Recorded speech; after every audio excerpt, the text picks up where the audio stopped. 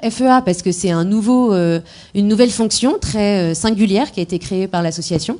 Donc, est-ce que vous pouvez nous en dire quelques mots, s'il vous plaît? Oui. Donc, tout d'abord, bonsoir et merci à tout le monde d'être venu. Et c'est extrêmement important et votre présence le prouve. Donc, merci.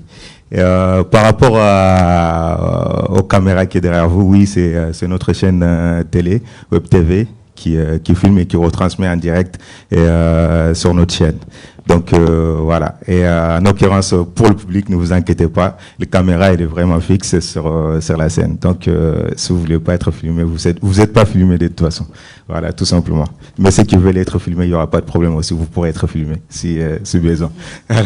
Merci d'avoir clarifié. C'est bien comme ça, on est tous. Tout le monde est d'accord. C'est bon. Voilà. Alors, vous m'avez posé la question par rapport au rôle de médiateur FEA. Mais tout d'abord, en fait, FEA, je pense que, comme ça a été expliqué par la présidente et comme vous l'avez expliqué, donc c'est une association qui est là, qui milite pour l'égalité femmes-hommes. Donc, déjà, moi, j'ai rejoint l'association, en fait, à la suite d'une émission. Et après, Sorena m'a appelé et c'est tout naturellement qu'en fait, moi, j'ai répondu oui parce que j'ai toujours été dans ce combat-là. Et là, être dans une structure, dans une association avec des gens aussi investis, aussi conscients, donc c'était tout bénef, quoi. Donc voilà. Et alors, qu'est-ce qu'on fait? Qu'est-ce qu'on fait quand qu'est-ce qu'on fait? Voilà, c'est ça la question. Qu'est-ce qu'on fait? On fait énormément de choses, en fait. Et en tant que médiateur, donc, la première chose, en fait, quand on arrive en tant que médiateur, en fait, on est formé. On est formé aux pratiques, on est formé aux problématiques, on est formé aussi à la façon de sensibiliser, à la façon d'informer. Donc, comme j'ai dit, on est formé. Donc, on est formé sur tout ce qui était le problème lié au sexisme, les problèmes liés aux stéréotypes, les problèmes liés à l'excision féminine, les problèmes liés au mariage précoce et mariage forcé aussi, parce que beaucoup d'entre nous, en fait, souvent, c'est comme une sorte de légende, en fait. C'est-à-dire, on est là, on se dit, ben non, ça, c'est bon, c'est fini, ça. Mais en fait, en rentrant dans FEA, en tant que médiateur, on découvre, en fait, c'est des choses qui sont toujours là. Et que, inconsciemment ou avec conscience peut-être aussi, on a tendance à ne pas trop tenir compte ou ne pas donner d'importance. Donc, il y a ça, cette forme-là qui fait que, qui est là dans FEA en tant que médiateur. Après, le rôle même du médiateur de FEA, comme je vous ai dit, c'est sensibiliser, c'est réveiller les consciences, c'est montrer aux gens qu'il y a une problématique, et cette problématique-là, elle mérite d'être débattue, elle mérite d'être connue, elle mérite des solutions. Et je pense qu'il y a des solutions, sincèrement. Et voilà, c'est ça aussi le rôle du médiateur. Donc, on sensibilise, on informe, et avec les techniques qu'on a appris, les techniques de sensibilisation, les techniques d'animation, à travers différentes plateformes, à travers différents moyens, c'est-à-dire on le fait autant en présentiel que par les réseaux, parce que comme vous le savez tous, et c'est pas un scoop, avec la Covid, il fallait bien s'adapter, et on s'est incroyablement bien adapté, parce que malgré ça, nos activités, nos sensibilisations, nos réunions ne se sont pas arrêtées, en fait. Donc, on a trouvé de nouvelles moyens de sensibiliser à travers Facebook, Instagram, Twitter, enfin, pour certains, et Zoom. Donc, voilà. On s'est vraiment adapté, en fait. Et ça, sincèrement, je tiens vraiment à féliciter toute l'équipe de FEA parce que, voilà, ils ont fait un travail incroyable. Parce que beaucoup d'entre nous, et moi le premier, j'ai peut-être pas l'air, mais je suis pas très connecté réseau. Donc, voilà. Vous avez quand même amené la caméra qui nous filme en direct. Je trouve que c'est très connecté. Et alors, voilà. À qui vous adressez-vous, en fait, que ce soit sur le terrain ou justement grâce à l'adaptation via les réseaux sociaux? Voilà, à qui on s'adresse? On s'adresse à tout le monde. Et, par exemple, si moi je dois parler de mon cas personnel, je m'adresse vraiment à tout le monde, c'est-à-dire parce que dans mon entourage, quand je dis dans mon entourage, dans mon réseau, il n'est pas fait que des jeunes.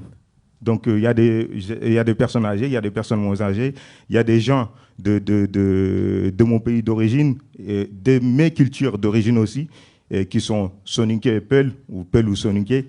Donc, tous ces gens-là, on s'adresse à tous ces gens-là parce que c'est ces gens-là qui ont besoin d'être conscientisés en fait, par rapport à ces problématiques-là.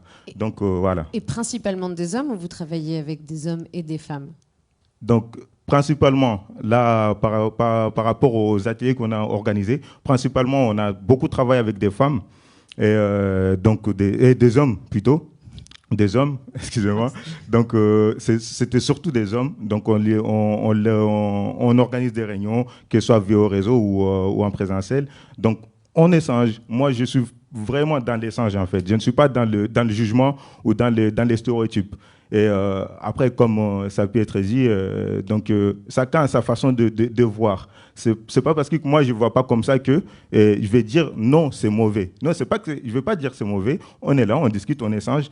Et je suis sûr, en général, au bout de l'échange, on arrive à tomber d'accord sur le fait que il y a de la violence, sur le fait qu'il y a des inégalités, sur le fait qu'il y a du sexisme, sur le fait que tout ça, ça n'a pas lieu d'être.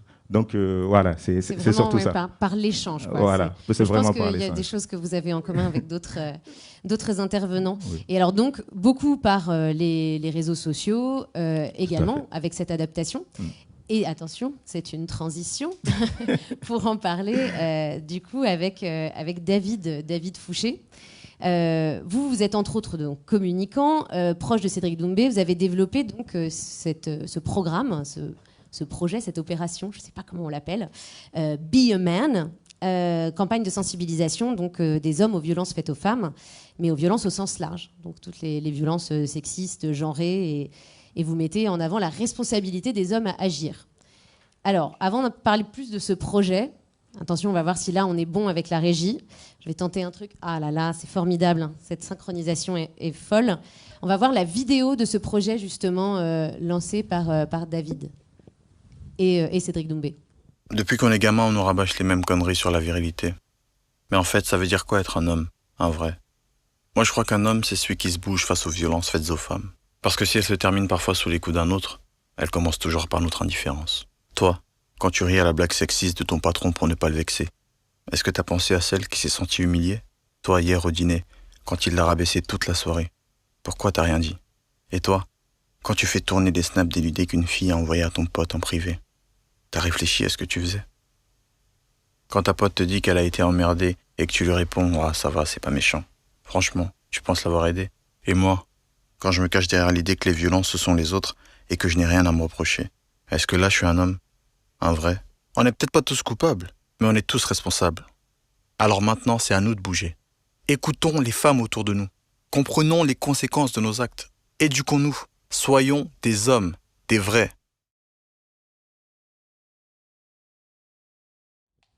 Merci, bravo. Oui. Vous pouvez l'applaudir.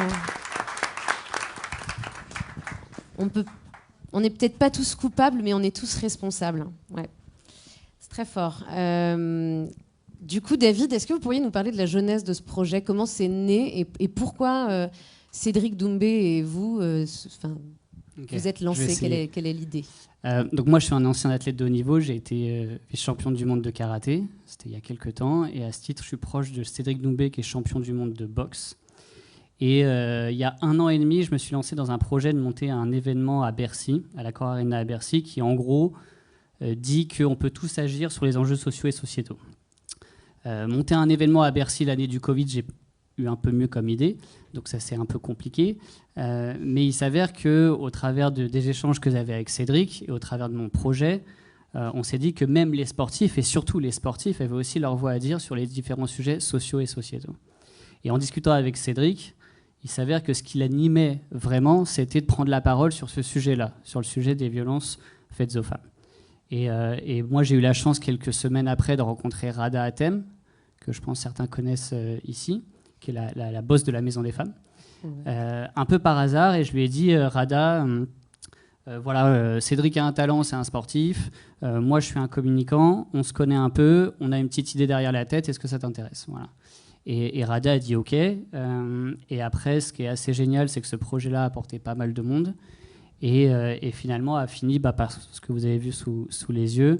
Et on a eu de la chance, c'est que ça a été diffusé à la télé, sur pas mal de chaînes et que ça a rencontré un succès assez retentissant. Donc voilà la genèse. Voilà, c'est cette idée qu'on peut tous agir sur les enjeux sociaux et sociétaux. Nous, ce qui nous touche beaucoup, c'est ce sujet-là, les violences faites aux femmes. Et on a voulu utiliser notre talent, moi en tant que communicant et Cédric en tant que sportif, pour prendre la parole. Voilà. Et c'est des hommes qui s'adressent à d'autres hommes. Est-ce que vous avez eu des retours justement d'hommes suite à cette opération ? Oui, mais pas assez. Honnêtement, oui, c'était le but. Je pense que le message est clair. Je pense que ça a éveillé quelques consciences et on a quelques témoignages en ce sens. En revanche, j'ai l'impression qu'il a quand même beaucoup plu aux femmes et les hommes se sont interrogés, mais est-ce que ça a éveillé les consciences de tous les hommes sur cette terre ? Je ne pense pas. Voilà. Donc, je pense qu'il y a un vrai sujet de... moi, à ma petite échelle, il y a cet aspect sensibilisation que je peux faire. Après, dans l'action, il faut aussi d'autres personnes, comme certainement mes collègues, là, qui interviennent parce que là-dessus, je suis moins armé. Voilà. Alors justement, cette fois-ci, David, vous me donnez la transition. On va en parler parce que là, vous nous dites be a man, mais finalement, c'est quoi un homme ? Alors on va pouvoir peut-être après, une fois qu'on aura tous présenté tous les intervenants, faire un petit débat là-dessus, mais qu'est-ce que c'est ? Effectivement, on s'interroge. Et donc, votre voisin de gauche, Yann Ferrand, interroge ces questions justement des masculinités. Qu'est-ce que c'est qu'être un homme ? Et intervient sur le terrain par le biais d'ateliers qui questionnent les masculinités grâce à un collectif créé par Boléwa Sabourin et William Njaboum. Et alors du coup, est-ce que vous pouvez nous expliquer, ce que fait ce collectif et dans quel cadre il a été créé, s'il vous plaît, Yann ? Alors, bonjour à tous. Moi, voilà, je fais à travers un projet qui s'appelle Recréation. Je fais partie d'un collectif, donc le collectif de l'association Loba, qui œuvre pour prévenir les violences sexuelles faites aux femmes et soutenir celles qui en ont été victimes. Aujourd'hui, le collectif souhaite interpeller, interroger et surtout appeler à la discussion autour du sujet des masculinités. Qu'est-ce qu'être un homme au XXIe siècle ? Qu'est-ce que là où les masculinités ? C'est la grande question. Donc il existe une peur de voir disparaître un monde, une hégémonie, car le masculin est synonyme de toute puissance, de conquête, de domination, de liberté, aux dépens des autres.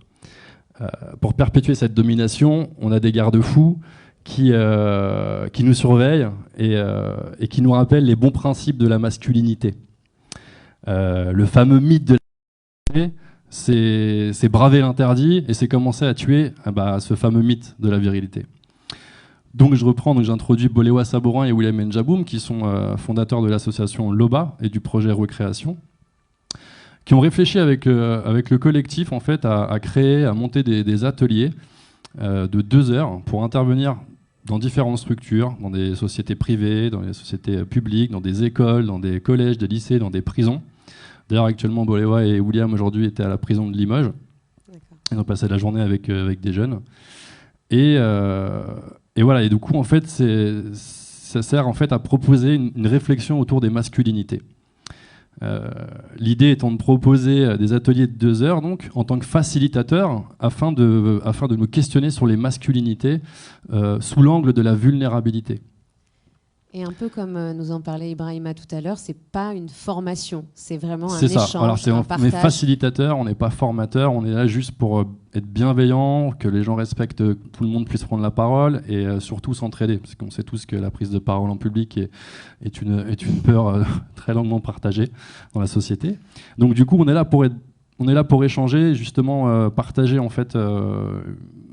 En gros, l'objectif, c'est de proposer à ces groupes-là un espace et un temps pour discuter ensemble sur ces sujets de masculinité. Donc, ces ateliers consistent en fait à réunir un public volontaire, ou pas, ou moins, et de les amener à réfléchir ensemble. Donc, de réfléchir avec eux.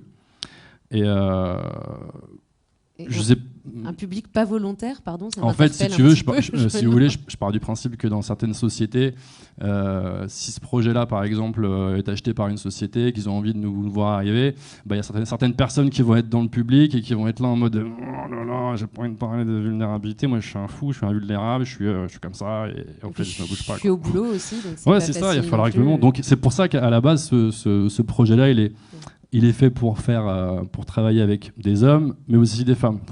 C'est ouvert, clairement. Oui, parce que le principe au départ, c'était des ateliers plutôt non mixtes, plutôt exclusivement composés d'hommes, mais vous le faites aussi des ateliers mixtes, hein, c'est ça? Oui, c'est ça. D'accord. Et vous avez des exemples ou des retours parfois quand on a préparé, on a un peu parlé de ce qui se passait. Mon cher voisin, c'est un projet qui est en train de se construire. Donc Boléwa et William interviennent, eux, pour l'instant, en duo dans des sociétés, en prison, dans des écoles.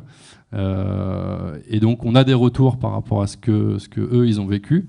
Donc en l'occurrence, on a des retours sur ce qui s'est passé dans une prison pour jeunes, où là, il disait, c'est quand même incroyable que cette question, en fait, ils ne se la posent pas du tout. Et du coup, en fait, ce qu'ils ont trouvé intéressant là-dedans, c'est d'arriver à se dire, mais au bout de 2 heures d'échange, on a semé quelques graines avec 2-3 personnes, même les plus isolées. Parce qu'en prison, j'imagine que je ne sais pas combien de temps ils vont y rester, mais en tout cas, s'ils ressortent, voilà, ils auront eu cet atelier-là qui les fera aussi un peu réfléchir. Et du coup, ça amène, si vous voulez, des questionnements qui sont assez du jour, qui sont assez ludiques. Oui, pour le coup. Parce qu'on n'a pas vraiment la réponse sur ce que c'est que les masculinités, malheureusement. Spoiler alert, la réponse n'arrivera pas ce soir. Mais en tout cas, de la questionner déjà, c'est le premier chemin, en fait, parce que c'est ce que disait aussi Ibrahima tout à l'heure. En se formant, il a découvert que des choses qu'il pensait qui n'existaient plus existaient encore. Et effectivement, en prison, on peut aussi ne pas se poser ces questions-là. Merci beaucoup. Je vous en prie. Et alors, notre dernier intervenant Noël, Agossa, alors vous avez vécu un drame qui a déclenché votre engagement, c'était l'assassinat de votre nièce Aïssatou, et vous avez monté du coup l'association des familles de victimes de féminicide en 2019. Je me dis que c'est fou qu'elle ne date que de 2019 en fait, cette association. Je trouve ça génial que vous l'ayez montée. Pardon, je sors de mon propos, mais je me dis que c'est quand même pas non plus récent comme problème et que voilà, qu'il n'y ait pas eu encore d'association comme ça, c'est assez dingue. Donc bravo et merci de l'avoir fait. Et donc votre activité au sein de l'association, c'est à la fois de soutenir les familles endeuillées dans leur démarche, mais aussi vous avez beaucoup d'activités de prévention. Parce qu'évidemment, comme on en fait tous le constat, l'idée c'est que ça s'arrête. C'est pas que de réparer, c'est d'éviter d'être détruit. Donc j'aimerais bien que vous nous parliez un petit peu plus de ces actions justement de prévention et comment est-ce que vous voulez mener ces activités de sensibilisation. D'accord, merci beaucoup. Et bonsoir à tous, bonsoir à toutes. Je ne sais pas si mon micro est bien fort. C'est bon. Merci. On me dit c'est bon. Oui. Donc effectivement, il y a tant dire, tant faire actuellement par rapport au féminicide. C'est un terme, un nom qui est apparu depuis 4, 5, 6 ans à peu près, en termes médiatiques ou populaires, entre parenthèses. Mais hélas, les féminicides, en tout cas le meurtre d'une femme par un homme, date depuis que la Terre est Terre, hein, comme on dit, depuis le temps des temps. Malheureusement, aujourd'hui, on est dans un système où on parle de système patriarcal, de féminisme, etc.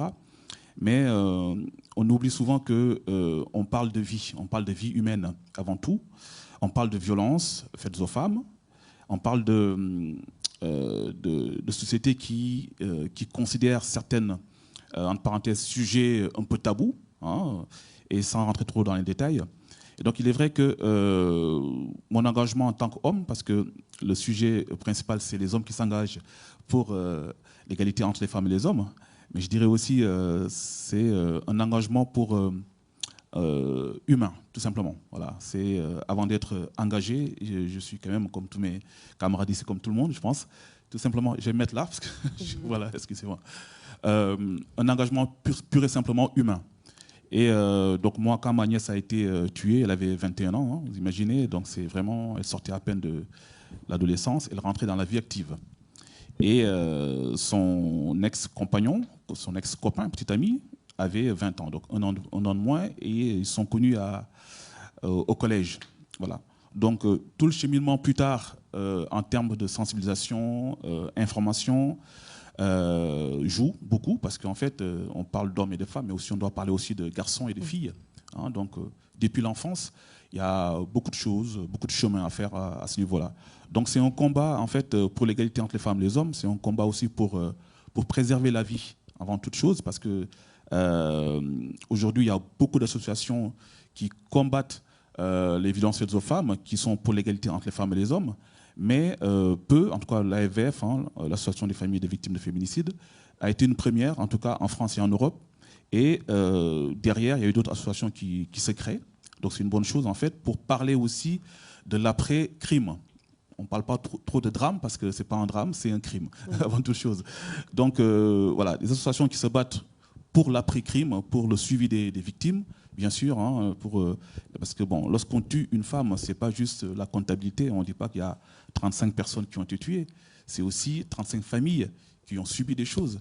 Donc le nombre n'est pas limité. Et aujourd'hui, on ne parle pas que de ces chiffres-là, nous on parle aussi de reconstruction pour ces familles qui ont été victimes, donc les enfants qui sont, s'il y a des couples qui ont des enfants, mais aussi les parents, les frères, les sœurs, etc., etc. Donc il y a un engagement derrière qui est aussi primordial, qu'on oublie très souvent. Hein. On parle souvent de prévention, de bracelets électroniques, etc., etc., mais on ne parle pas assez des familles qui sont endeuillées et qu'est-ce qu'on en fait derrière. Tout ce qui est traumatisme, etc., et suivi judiciaire, etc., etc. Donc voilà, donc nous on a ces deux profils en termes d'engagement. Une partie vraiment de prévention pour toutes les victimes, etc., qui sont déjà victimes. Sensibilisation pour éviter qu'il y ait des victimes, bien sûr. Une relation avec les commissariats, le parquet. Et aussi une autre partie pour, malheureusement, les gens qui sont déjà partis. Voilà. Donc il y a une reconstruction pour certains membres des familles, mais aussi pour éviter que ces choses-là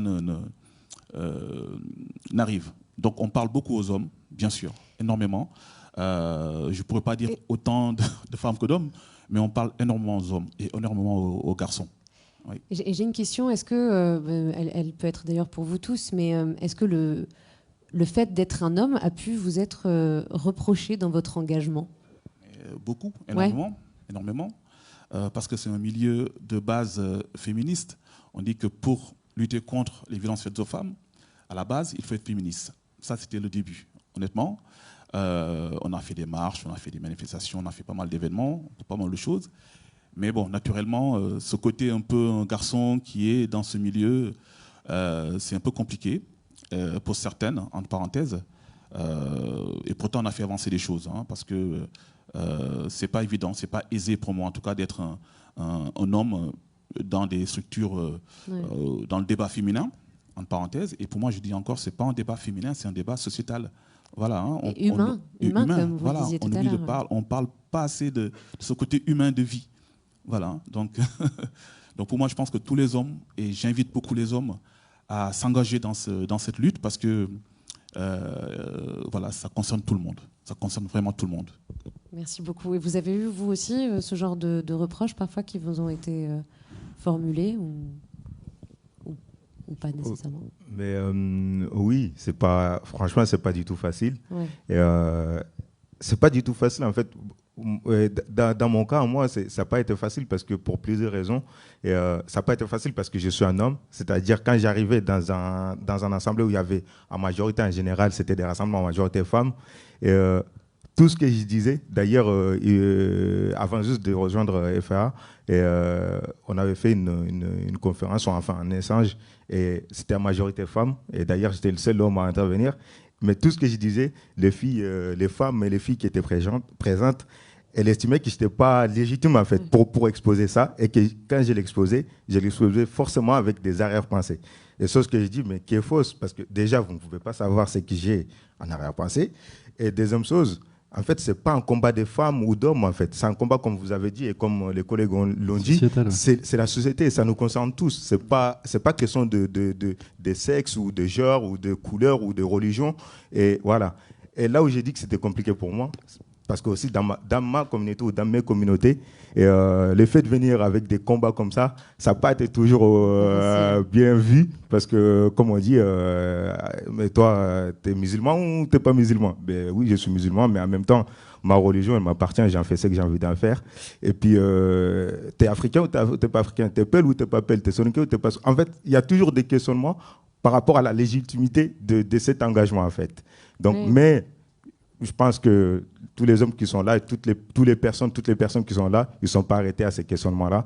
Et j'encourage à chacun, et chaque homme et chaque personne, d'ailleurs, de ne pas s'arrêter à ces questionnements et à ces freins, entre guillemets. Oui, parce que là, on voit bien que la masculinité, finalement, ou les masculinités, du coup, c'est quelque chose de très social. Et la société, elle change tout le temps et elle change en fonction de là où on se trouve, parfois du pays ou même de la région où on se trouve. Ça change en permanence. Donc, effectivement, c'est pas facile, mais bravo, messieurs. Est-ce que vous avez des questions dans le public? Pas de questions. C'est toujours hyper dur de poser la première question, je sais. Donc, il faut juste se lancer et puis... Non, personne? Ah, super, formidable. Alors, il ne faut pas hésiter à parler très fort parce qu'on n'a pas de micro pour le public, mais où on a un micro pour le public parce qu'on a un Noël très généreux. C'est une question qui vise particulièrement toi, Yann. Tu parlais de penser les masculinités sous l'angle de la vulnérabilité. Et j'aurais voulu que tu développes sur comment reconstruire ou penser ces masculinités en collectif avec j'imagine, des garçons qui ne sont pas... nécessairement peut-être sensibilisés à la question ou qui ont peut-être jamais pensé ces questions-là. Donc voilà, si vous pouvez détailler ou... Alors détailler, je vais faire de mon mieux. Repenser les masculinités.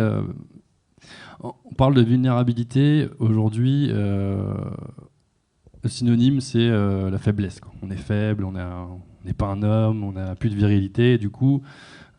c'est difficile, je pense. Alors, dans un groupe d'hommes, cette question gêne peut-être au début beaucoup.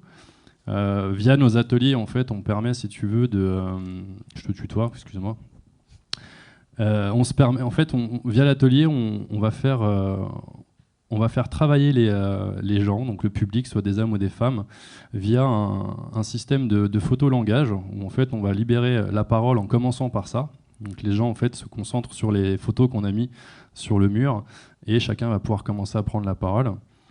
Derrière ça, en fait, les formateurs, donc entre guillemets les bêta-formateurs et les bêta-facilitateurs, parce qu'on n'est pas formateurs, on va se mettre à nu entre guillemets devant le public en racontant des anecdotes de notre vie, de ce qui s'est passé par exemple dans une relation avec une fille. Enfin voilà, on va vraiment y aller pendant 5 bonnes minutes. Du coup, ça va mettre en confiance ou ça va effrayer peut-être le public. Mais l'idée, c'est commencer déjà à libérer la parole de cette façon. Et là, en fait, on voit que les bras se décroisent un petit peu. Tiens, lui, il est en train de le faire, quoi. Il est carrément en train de le faire, là, devant nous. Et ce qui est cool, c'est qu'on est deux. Donc, il y a aussi d'autres anecdotes qui n'ont rien à voir en fonction d'où tu viens, de la religion que tu as, qui tu es, la couleur que tu as. Et c'est ça qui est assez sympa, c'est que tout le monde se sent inclus là-dedans. Donc c'est une masse à faire parce qu'aujourd'hui le contrôle des émotions ça empêche de vivre. On est contenu, on n'arrive pas à se libérer en fait. C'est difficile de pouvoir parler de nos émotions et pour un homme encore plus. Donc du coup l'idée de parler de vulnérabilité c'est commencer à lâcher un petit peu et c'est pour ça qu'au début ces groupes-là, et je reviens sur ce que tu disais sur le combat féministe, nous en tant qu'hommes c'est un peu des fois difficile pour les femmes de l'accepter parce qu'on est des hommes. En fait, le but de ces projets-là, de ces ateliers-là, c'était à la base de faire ça qu'avec des hommes pour éviter justement qu'il y ait des interactions et que les hommes ne puissent pas se libérer. Et au fur et à mesure, on s'est rendu compte qu'il y a des femmes qui voulaient y participer, mais que tout était respecté par rapport aux règles qu'on avait imposées. Donc à la politesse, laisser la place, et puis en fait, effectivement, les choses se passaient super bien. Et à la suite de ce texte sur les vulnérabilités, donc nos anecdotes, il y a un temps de diagnostic où on met les gens dans la salle et on leur demande de se mettre à 3 places bien particulières. Ceux qui se sentent invulnérables se mettent à gauche, au milieu tu as ceux qui ne savent pas trop s'y mettre, et à droite tu as les gens pour qui parler de vulnérabilité, il n'y a pas de souci, quoi. Donc les gens se mouvent dans l'espace, c'est assez sympa, et après on re-questionne en fait les gens qui se sont placés en disant mais t'es sûr que t'es à la bonne place, tu penses pas que tu pourrais changer, puis bref les gens changent ou pas, et en fait après petit à petit on on crée des petits groupes et on fait un temps de diagnostic. Et là, pendant une demi-heure, en fait, on se pose avec le public et on réfléchit sur 3 questions sur pourquoi c'est difficile d'être vulnérable en société, pourquoi ça ne l'est pas, qu'est-ce qui est facile, et une 3e question sur il y a des choses, je ne sais pas du tout quoi en penser, et finalement, qu'est-ce que je fais avec ça, quoi. Donc on est là pour vraiment échanger, et nous aussi on apprend tout le temps, enfin, clairement on n'est pas là pour former, on est vraiment là pour faciliter et se sentir à l'aise avec ça. Moi personnellement, sur mon tempérament et qui je suis un féministe dans l'âme parce que j'ai été élevé par des femmes et que j'ai toujours fait chier entre guillemets mes potes quand je parlais avec eux de discussions en soirée. Ils me disaient mais Yann, arrête, c'est trop dur pour moi, c'est bon. Donc j'arrivais jamais à passer des soirées avec tout un groupe, quoi. Moi je parlais de mes émotions mais ça embêtait tout le monde. Donc voilà, enfin, je sais pas si j'ai répondu à ta question. Mais... Très bien, merci. Super, merci beaucoup. Alors malheureusement, on est hyper contraint par le temps, donc c'est hyper frustrant parce que vous avez encore beaucoup de choses à nous dire.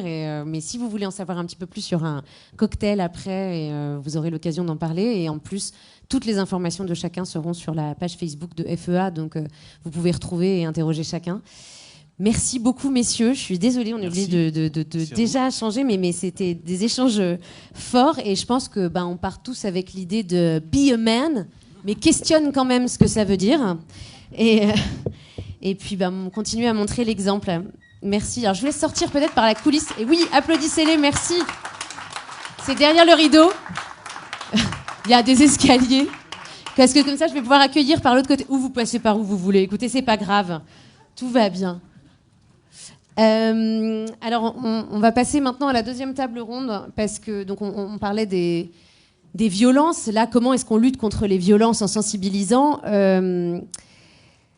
Parfois, on n'a pas le choix, comme on le disait, de devoir fuir les violences. Mais en même temps, même si pour survivre, il faut partir, le chemin, il est parfois impensable, quand même. Il n'y a que celles et ceux qui l'ont vécu qui peuvent comprendre. Et puis, la violence à laquelle on essaye d'échapper, parfois, s'ajoutent d'autres violences invisibles, mais bien présentes. Donc, on va en parler maintenant. Ah, super. C'est génial. Une organisation complètement dingue. Super.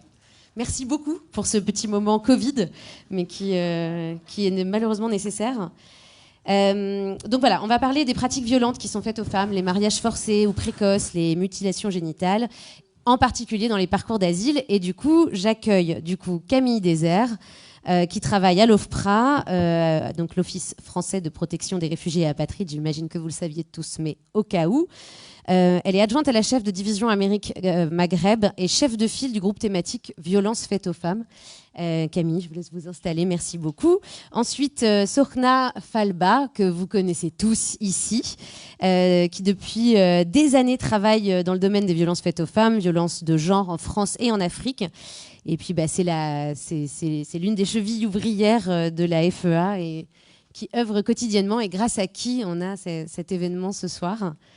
Ensuite, j'invite Assatou Baldé à nous rejoindre. Elle est interprète en peul guinéen et soussou.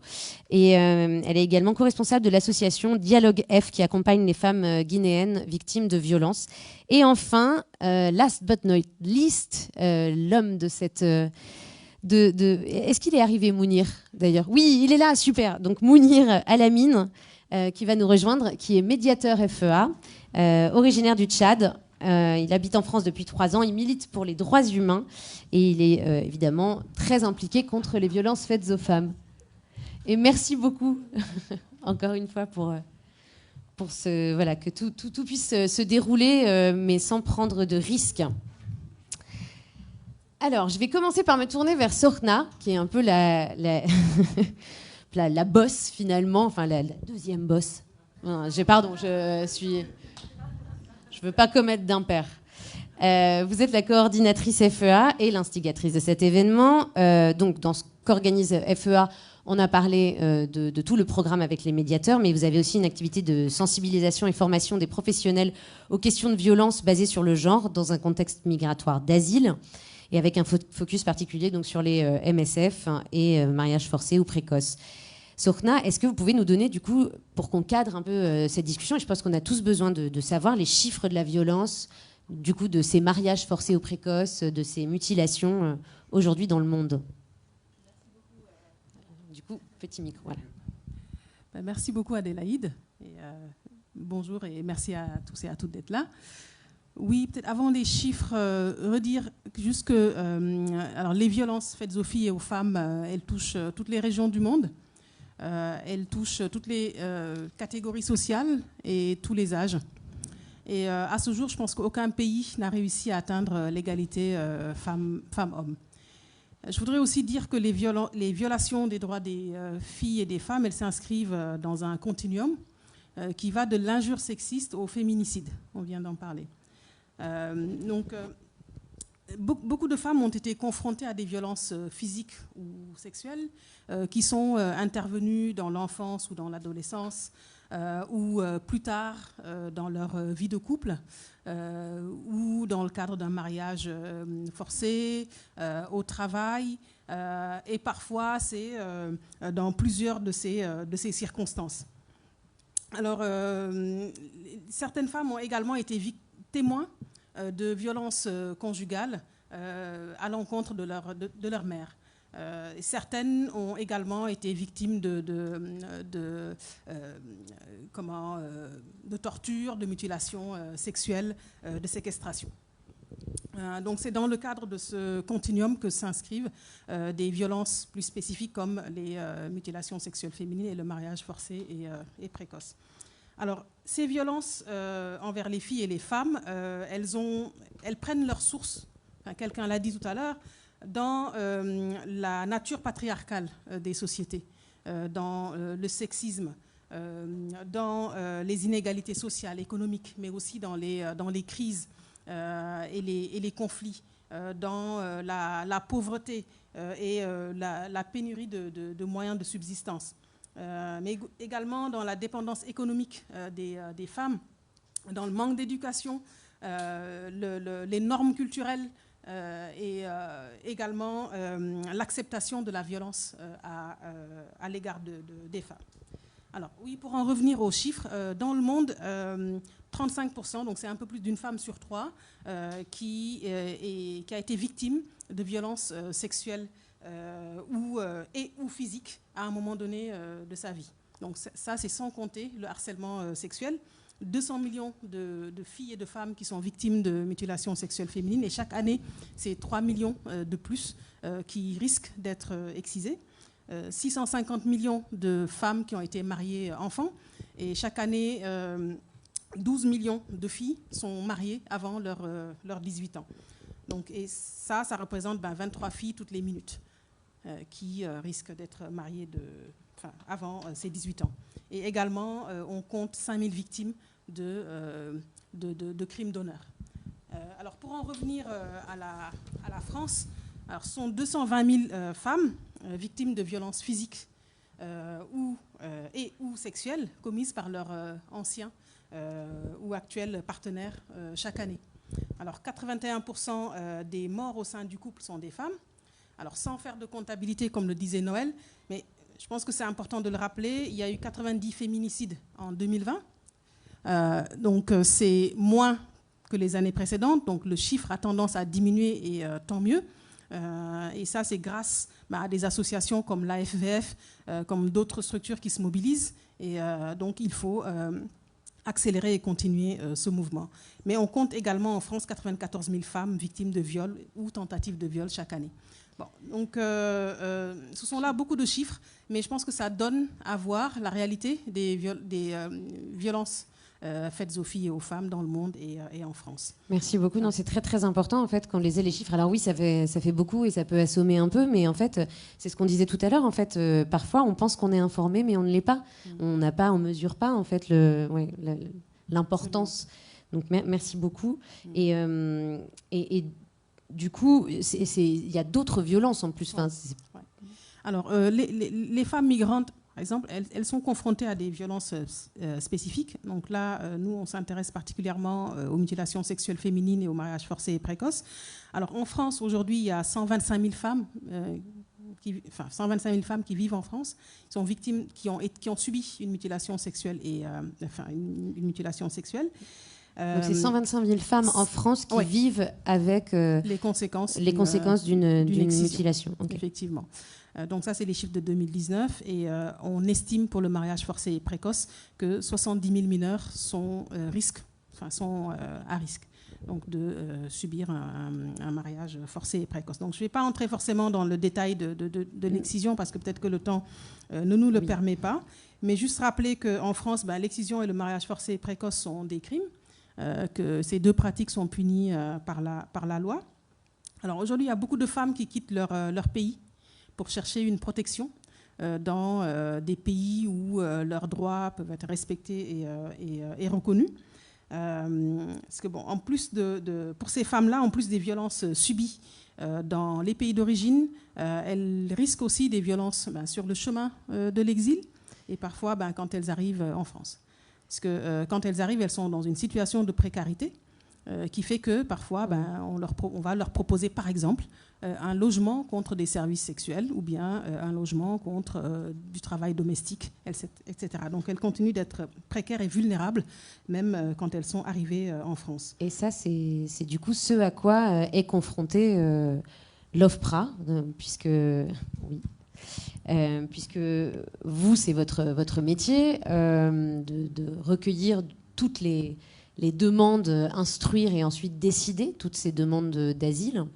Dans la Convention d'Istanbul, qui est donc la première convention au niveau pan-européen à régir les violences faites aux femmes et qui a été signée par la France en 2014, tout ça paraît tellement récent, mais au moins c'est fait. Il est demandé aux signataires de repérer les vulnérabilités chez les demandeuses d'asile pour mieux prendre en compte la question du genre, justement, et de protéger les femmes en particulier.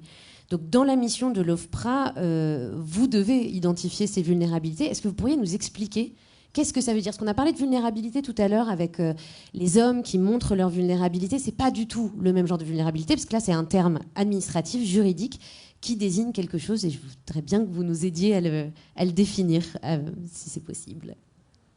Donc, bonjour à tous. Donc, je vais faire bref, mais je vais quand même rappeler juste très brièvement les fonctions de l'OFPRA, parce que peut-être certains, je sais que certains sont des grands habitués de la maison, mais pas tous. Donc l'OFPRA, c'est l'Office français de protection des réfugiés et apatrides. On est un établissement public indépendant, certes sous tutelle du ministère de l'Intérieur, mais notre indépendance est réelle. Et nous sommes chargés en fait de prendre des décisions donc juridiques très importantes concernant en fait toutes les demandes d'asile qui sont déposées en France et en Outre-mer, et également de protéger les personnes bénéficiaires d'une protection internationale. C'est-à-dire que l'OFPRA va continuer en fait à suivre les personnes protégées en leur assurant en fait la délivrance des actes d'état civil, puisqu'ils ne peuvent plus faire appel à leurs autorités d'origine, et également de les accompagner dans toutes leurs démarches administratives. On fait office de mairie en fait. Donc effectivement, donc, le mariage forcé et précoce, les violences conjugales et aussi les mutilations sexuelles féminines sont un motif de demande d'asile pour toutes les femmes de tous les continents. Et c'est un motif donc, qui est recevable et que l'on va instruire à l'office. Donc, c'est quoi le pourcentage à peu près de demandes alors, liées en fait, à ces questions ? Il n'y a pas de statistiques. Comme vous le savez, en France, on est... Enfin, voilà, il y a une grande protection des données, donc il n'y a pas de statistiques par motif. Néanmoins, il y a un tiers de femmes qui sont demandeuses d'asile. Donc ça donne déjà un certain ordre de grandeur. Et principalement, les femmes seules sont du continent africain. Les femmes en couple viennent d'autres zones géographiques. Et si vous voulez un autre chiffre aussi, l'Office actuellement protège, c'est le seul statistique qu'on a en fait, c'est le nombre de fillettes, donc de mineurs en fait, que l'on protège au titre de l'excision en fait, qui ont un risque de mutilation sexuelle féminine en cas de retour dans leur pays d'origine. Et on a plus de 12 000 fillettes actuellement, principalement du Mali, de Guinée et de Côte d'Ivoire. Et donc là, qui ont une autorisation, qui sont reconnus réfugiés et qui restent en France et qui ne risquent plus du coup l'excision. Exactement. Okay. Elles sont sous la protection de la France Et donc, par ce biais-là, voilà, les parents ont pu régulariser leur situation administrative. Donc ça, c'est 12 000 aujourd'hui, et vous avez, j'imagine, des demandes constamment qui arrivent. Exactement. Ouais, c'est ça, ouais, tout à fait. Ça continue. Donc, par rapport aux vulnérabilités que vous évoquiez, par essence, en fait, tout demandeur d'asile est vulnérable. Donc, il y a des dispositifs en fait, qui existent pour tous les demandeurs d'asile. Et après, il y a des préconisations supplémentaires qu'on va mettre en œuvre justement pour toutes les questions qui relèvent de vulnérabilité objective, qui sont les vulnérabilités faites au genre, en fait, liées au genre. Mais donc, ça va concerner évidemment les femmes, mais aussi, par exemple, les personnes qui quittent leur pays en raison de leur orientation sexuelle, ou qui sont mineurs, ou qui sont victimes de torture, qui ont été victimes de torture et qui ont de graves troubles psychiatriques ou psychologiques. Et vous, à l'OFPRA, vous êtes du coup formés pour apprendre à les repérer? Exactement. Donc je vais vous expliquer un peu le dispositif. Donc évidemment, tout officier de protection est formé dès son arrivée. Il y a une formation initiale qui est très importante, qui est empirique mais aussi théorique. Sur qu'est-ce que c'est qu'une vulnérabilité, comment est-ce qu'on recueille un récit de souffrance, comment est-ce qu'on accueille aussi une personne vulnérable en entretien, comment est-ce qu'on va communiquer au mieux, notamment quand on a un interprète qui fait l'interface aussi avec notre demandeur. Et donc on va, évidemment, on a des textes juridiques, donc on va devoir conduire un entretien pour pouvoir répondre à une question juridique qui est: est-ce que cette personne a des craintes en cas de retour? Donc voilà, on va également être formé donc à cette conduite d'entretien spécifique avec ces personnes qui ont vécu des choses très douloureuses. Et il va y avoir également des formations continues tout au long de la vie à l'OFPRA, notamment des formations spécifiques qui vont être conduites par notre groupe de référents sur les violences faites aux femmes, où on va rentrer beaucoup plus dans le détail sur les mécanismes notamment de l'emprise dans le cercle familial, qui auront pu amener à un mariage forcé notamment, mais aussi par rapport aux violences conjugales. On va revenir également sur toutes les données un peu anthropologiques reliées aussi aux mutilations sexuelles féminines, pour comprendre aussi les sociétés, d'où viennent nos demandeurs, et voilà, sur toutes les conséquences médicales et sociales et psychologiques que ces violences engendrent. Et justement, à ce propos, est-ce que c'est, dans un parcours de demande d'asile, est-ce que c'est aisé de parler de ça? C'est des sujets tabous, c'est des sujets intimes. Parfois, j'imagine qu'on a aussi des amnésies. Ça ne doit pas être simple comment vous Alors, il y a affrontez ces questions? Il y a plusieurs types il y a 2 dispositifs. Alors, ça fait vraiment partie de la formation initiale des officiers de protection. C'est un métier vraiment très spécifique, comme vous le comprenez. On n'est pas non plus des psychologues, donc notre place, elle est aussi différente. On n'est pas des psychologues, on n'est pas des policiers, on n'est pas là pour prendre une plainte d'une victime. Donc on explique aussi notre rôle. Notre rôle, il est différent. On est là pour prendre une décision juridique importante, mais qui se diffère de tous les autres accompagnateurs que la personne peut rencontrer dans son parcours de vie. Donc, je reprends votre question. Oui. Donc effectivement, c'est des sujets qui relèvent de l'intime, mais ça fait partie de la formation des personnes, de la formation que tout officier de protection a, puisqu'on rentre dans le parcours de vie de tout demandeur d'asile. Donc certes, ce sont des sujets qui relèvent de l'intime, notamment quand on va s'intéresser à l'histoire du couple, à la sexualité aussi, mais c'est ce qu'on va aussi introduire dès le début de l'entretien pour la mise en confiance. Et donc on va mettre en place différentes garanties aussi de procédure qui sont ouvertes aux demandeurs. Il peut, à tout moment de la procédure, l'idéal au plus tard la veille de l'entretien, choisir le sexe de l'officier de protection avec qui il souhaite s'entretenir et le sexe aussi de l'interprète. Donc c'est une faculté pour nous de pouvoir... on a les ressources pour nous pour avoir une femme ou un homme officier de protection. Et on va demander aussi à notre partenaire, notre prestataire d'interprétariat, de pouvoir faciliter les choses à notre demande. À tout moment aussi, la personne peut être accompagnée par un tiers en entretien. Donc ça, c'est vraiment très important. Il y a des tiers qui sont habilités. Beaucoup d'associations ont fait la demande pour être habilités. Mais on va aussi, à titre individuel, pouvoir accepter d'autres tiers qui ne sont pas sur cette liste des personnes habilitées, notamment des psychologues, des psychiatres. Voilà, il faut en faire la demande auprès de la mission vulnérabilité. En tout cas, il y a vraiment une bonne prise en charge dans les textes de loi, c'est prévu. Exactement. Il y a énormément de garanties procédurales. Et puis surtout, oui, vous parlez des garanties de procédure. On a le droit de choisir le sexe de son interprète ou des personnes qui nous accompagnent. Bon, après, peut-être ne le sait-on pas toujours. Et justement, on va en parler avec nos autres intervenants. Assatou Baldé, je me tourne vers vous parce que vous êtes devenu interprète français peul, guinéen et soussou, un peu par hasard d'ailleurs, mais parce qu'il y avait un fort besoin dans ces langues, justement, dans les parcours d'asile, mais pas que. Vous travaillez pour une entreprise qui vous envoie en mission, dans des missions de traduction, aussi dans les hôpitaux, vous animez des groupes de parole, support téléphonique, etc. Comment ça se passe justement entre votre travail d'interprète qui est d'être très... je dirais, objective, hein, vous devez redire ce qu'on vous a dit, et en même temps, parfois, l'horreur de ce qu'on doit vous demander de traduire.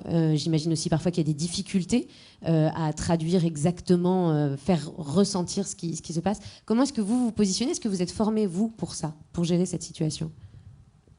Bonjour à toutes et à tous. Moi, c'est Assatou Baldé. Je suis interprète et vice-présidente de Dialogue F. Le président, il est là.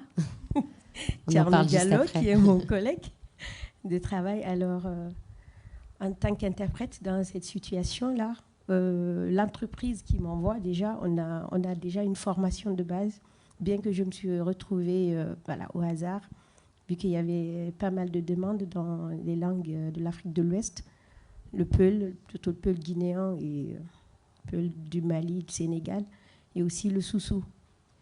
Et moi, en tant qu'interprète, vu qu'il y a un peu plus de 5 ans maintenant que je fais la traduction, parfois il y a des choses, des propos intraduisibles, je peux dire, parce que c'est question de culture. Par exemple, tu peux dire un mot ou tu ne peux pas le retrouver en français. Et moi, dans mon travail, j'essaye de dire à la personne de faire un peu plus de détails pour que je puisse avoir les mots en français. Ça veut dire, c'est-à-dire parfois tu peux faire des gestes, mais des gestes dont si c'est pas dit, tu peux pas le faire. Mais bon, vu que je connais la culture, je peux dire la personne a dit oui ou la personne a dit non, mais il faut le dire oui ou non, en haussant la tête, en faisant des gestes. Par exemple, si je prends pour l'excision dans les traductions, aussi dans les communautés, par exemple pour la Guinée. Même entre Guinéens, hein, pour les soussous et les peuls, c'est pas pareil. Comment ça se pratique l'excision et quelles sont les coutumes, comment ça se fait. Par exemple, il y a quelques jours, j'en ai eu une femme que c'était un peu difficile parce qu'elle disait que je ne pense pas si vous pouvez traduire. C'est un soussou.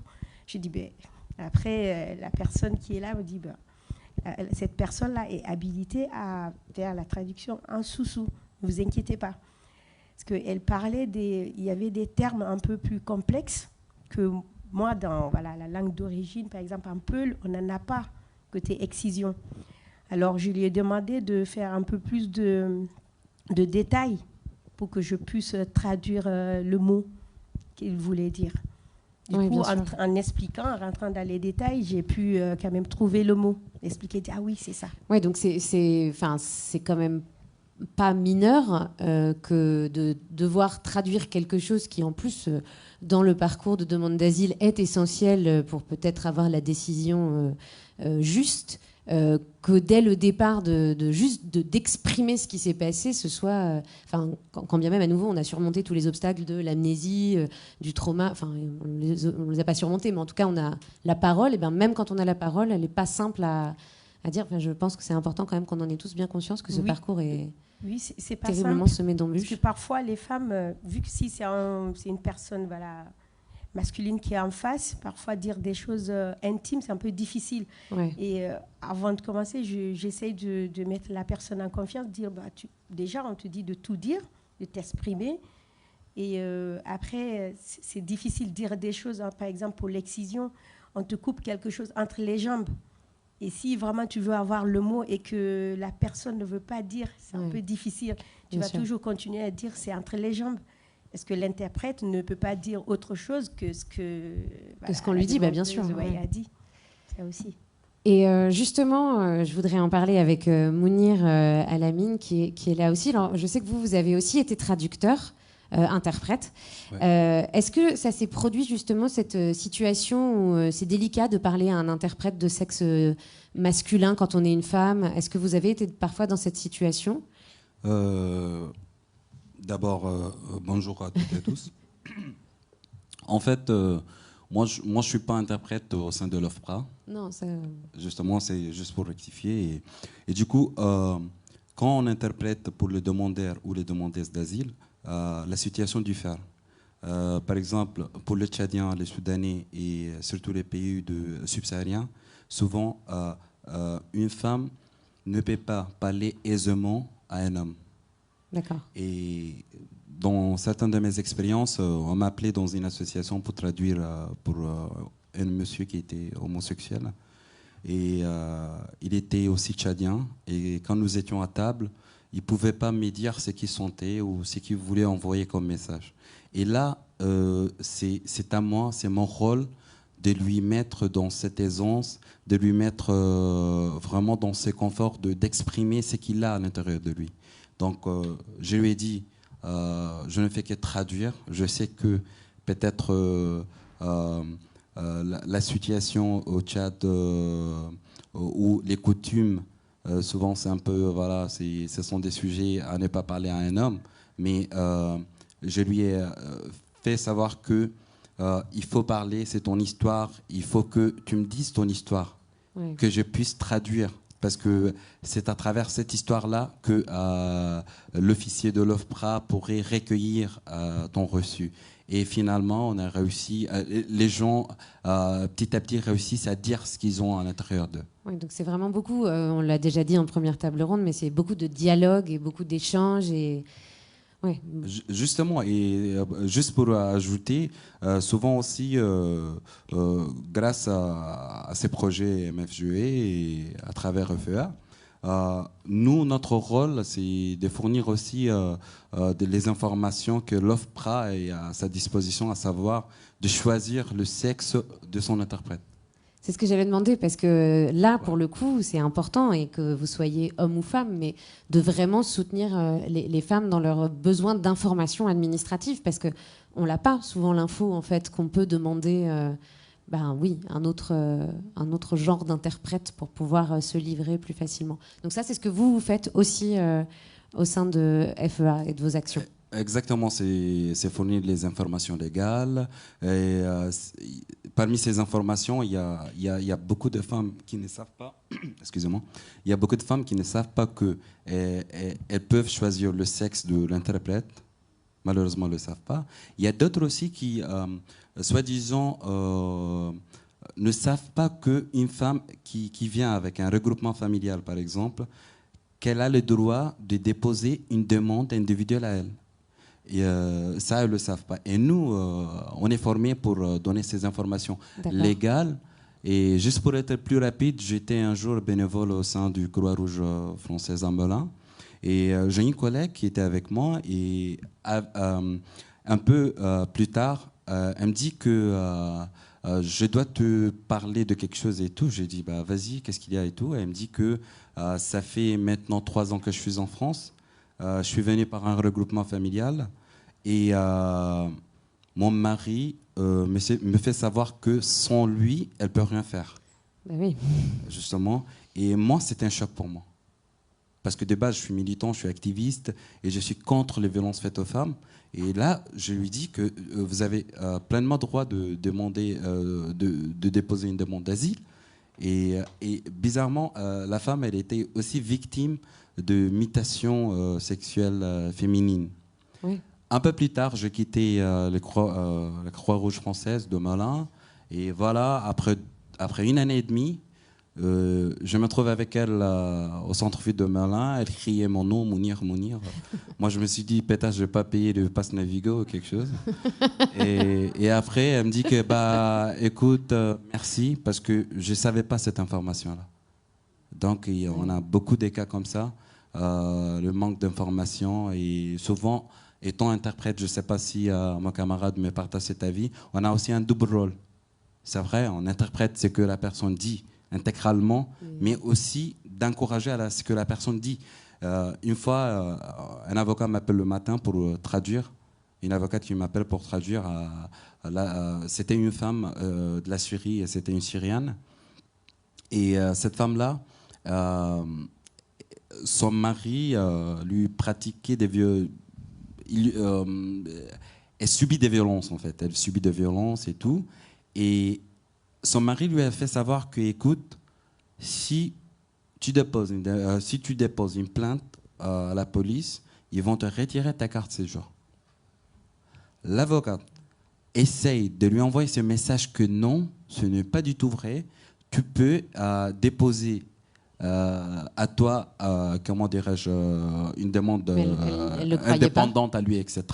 Et là, je me trouve dans une situation vraiment délicate. Je traduis, mais je sens que la femme, elle ne comprend pas encore qu'elle pourrait. Et là, du coup, voilà, je dis, madame, je demandais à l'avocate de me donner juste 2 minutes. Elle me donne 2 minutes, je dis, madame, je lui ai parlé en arabe, je lui dis, madame, ne mettez pas votre vie en danger. Je suis contre les violences faites aux femmes. Si vous sentez que si vous acceptez que votre mari continue à pratiquer ces violences-là, en soi-disant que sans lui, elle ne pourrait pas vivre en France ou elle ne pourrait pas être protégée, c'est faux. Et voilà, finalement, on a gagné. Elle a reçu ses 15 jours. Parfois, il faut aller un tout petit peu au-delà de ce qu'il y a écrit sur la règle. Je ne sais pas si je devrais dire ça devant vous. Non, mais c'est les exemples qu'ils nous ont donnés. Ça a l'air d'être la réalité, mais c'est important. Peut-être vous voulez réagir. Ce qui reste en box est complètement confidentiel. D'accord, très bien. Donc c'est autorisé. On a quelques minutes pour les questions. Est-ce que vous avez des questions? Oui, une question du... Bonjour à tous. Je suis Mamadou Kouré. En fait, je voulais juste apporter un peu d'eau à votre moulin. En fait, je suis, entre autres, j'ai été militante au GAMS, le groupe de femmes contre les mutilations sexuelles et les violences faites aux femmes. Et donc, ce que je voulais dire par rapport à l'interprétariat, il y a aussi une chose, c'est que souvent, par rapport aux mutilations sexuelles, les femmes elles-mêmes ne savent pas précisément ce qu'on leur a fait. Elles savent qu'on leur a coupé quelque chose, mais elles ne savent pas précisément. Et même le terme pour parler de l'excision, il y a, enfin alors moi je parle soniqué. Un soniqué par exemple, c'est on t'a rendu propre, on t'a rendu pur. Voilà, kutunde, on a coupé, mais on ne sait pas vraiment ce qu'on a coupé. Et donc je pense que ça aussi, de décrire ce qui nous est arrivé, ça peut paraître compliqué aussi pour merci beaucoup d'avoir remis les choses au clair et d'avoir ajouté cette eau à ce moulin. Ouais. Oui, je suis élue aux droits des femmes, à la lutte contre les violences faites aux femmes et à la lutte contre les discriminations. Voilà. Merci beaucoup. Je récupère celui-là. Et je crois qu'on a... C'est l'homologue de Andrea, oui, exactement, à Montreuil, du coup. Vous aviez une question. Est-ce que vous pouvez la dire très fort ou est-ce qu'on tente avec... Ouais, allez-y, je vous fais confiance. Oui, c'est mieux qu'on le garde.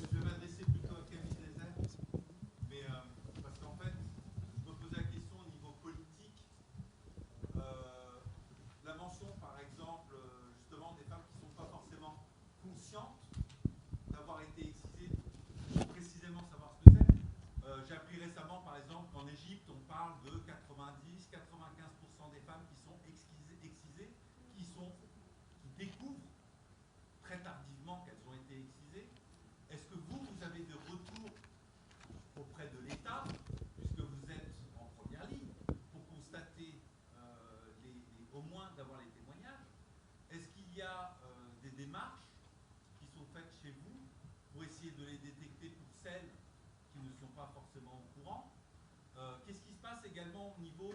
exemple, des unités médico-judiciaires spécialisées dans les violences faites aux femmes.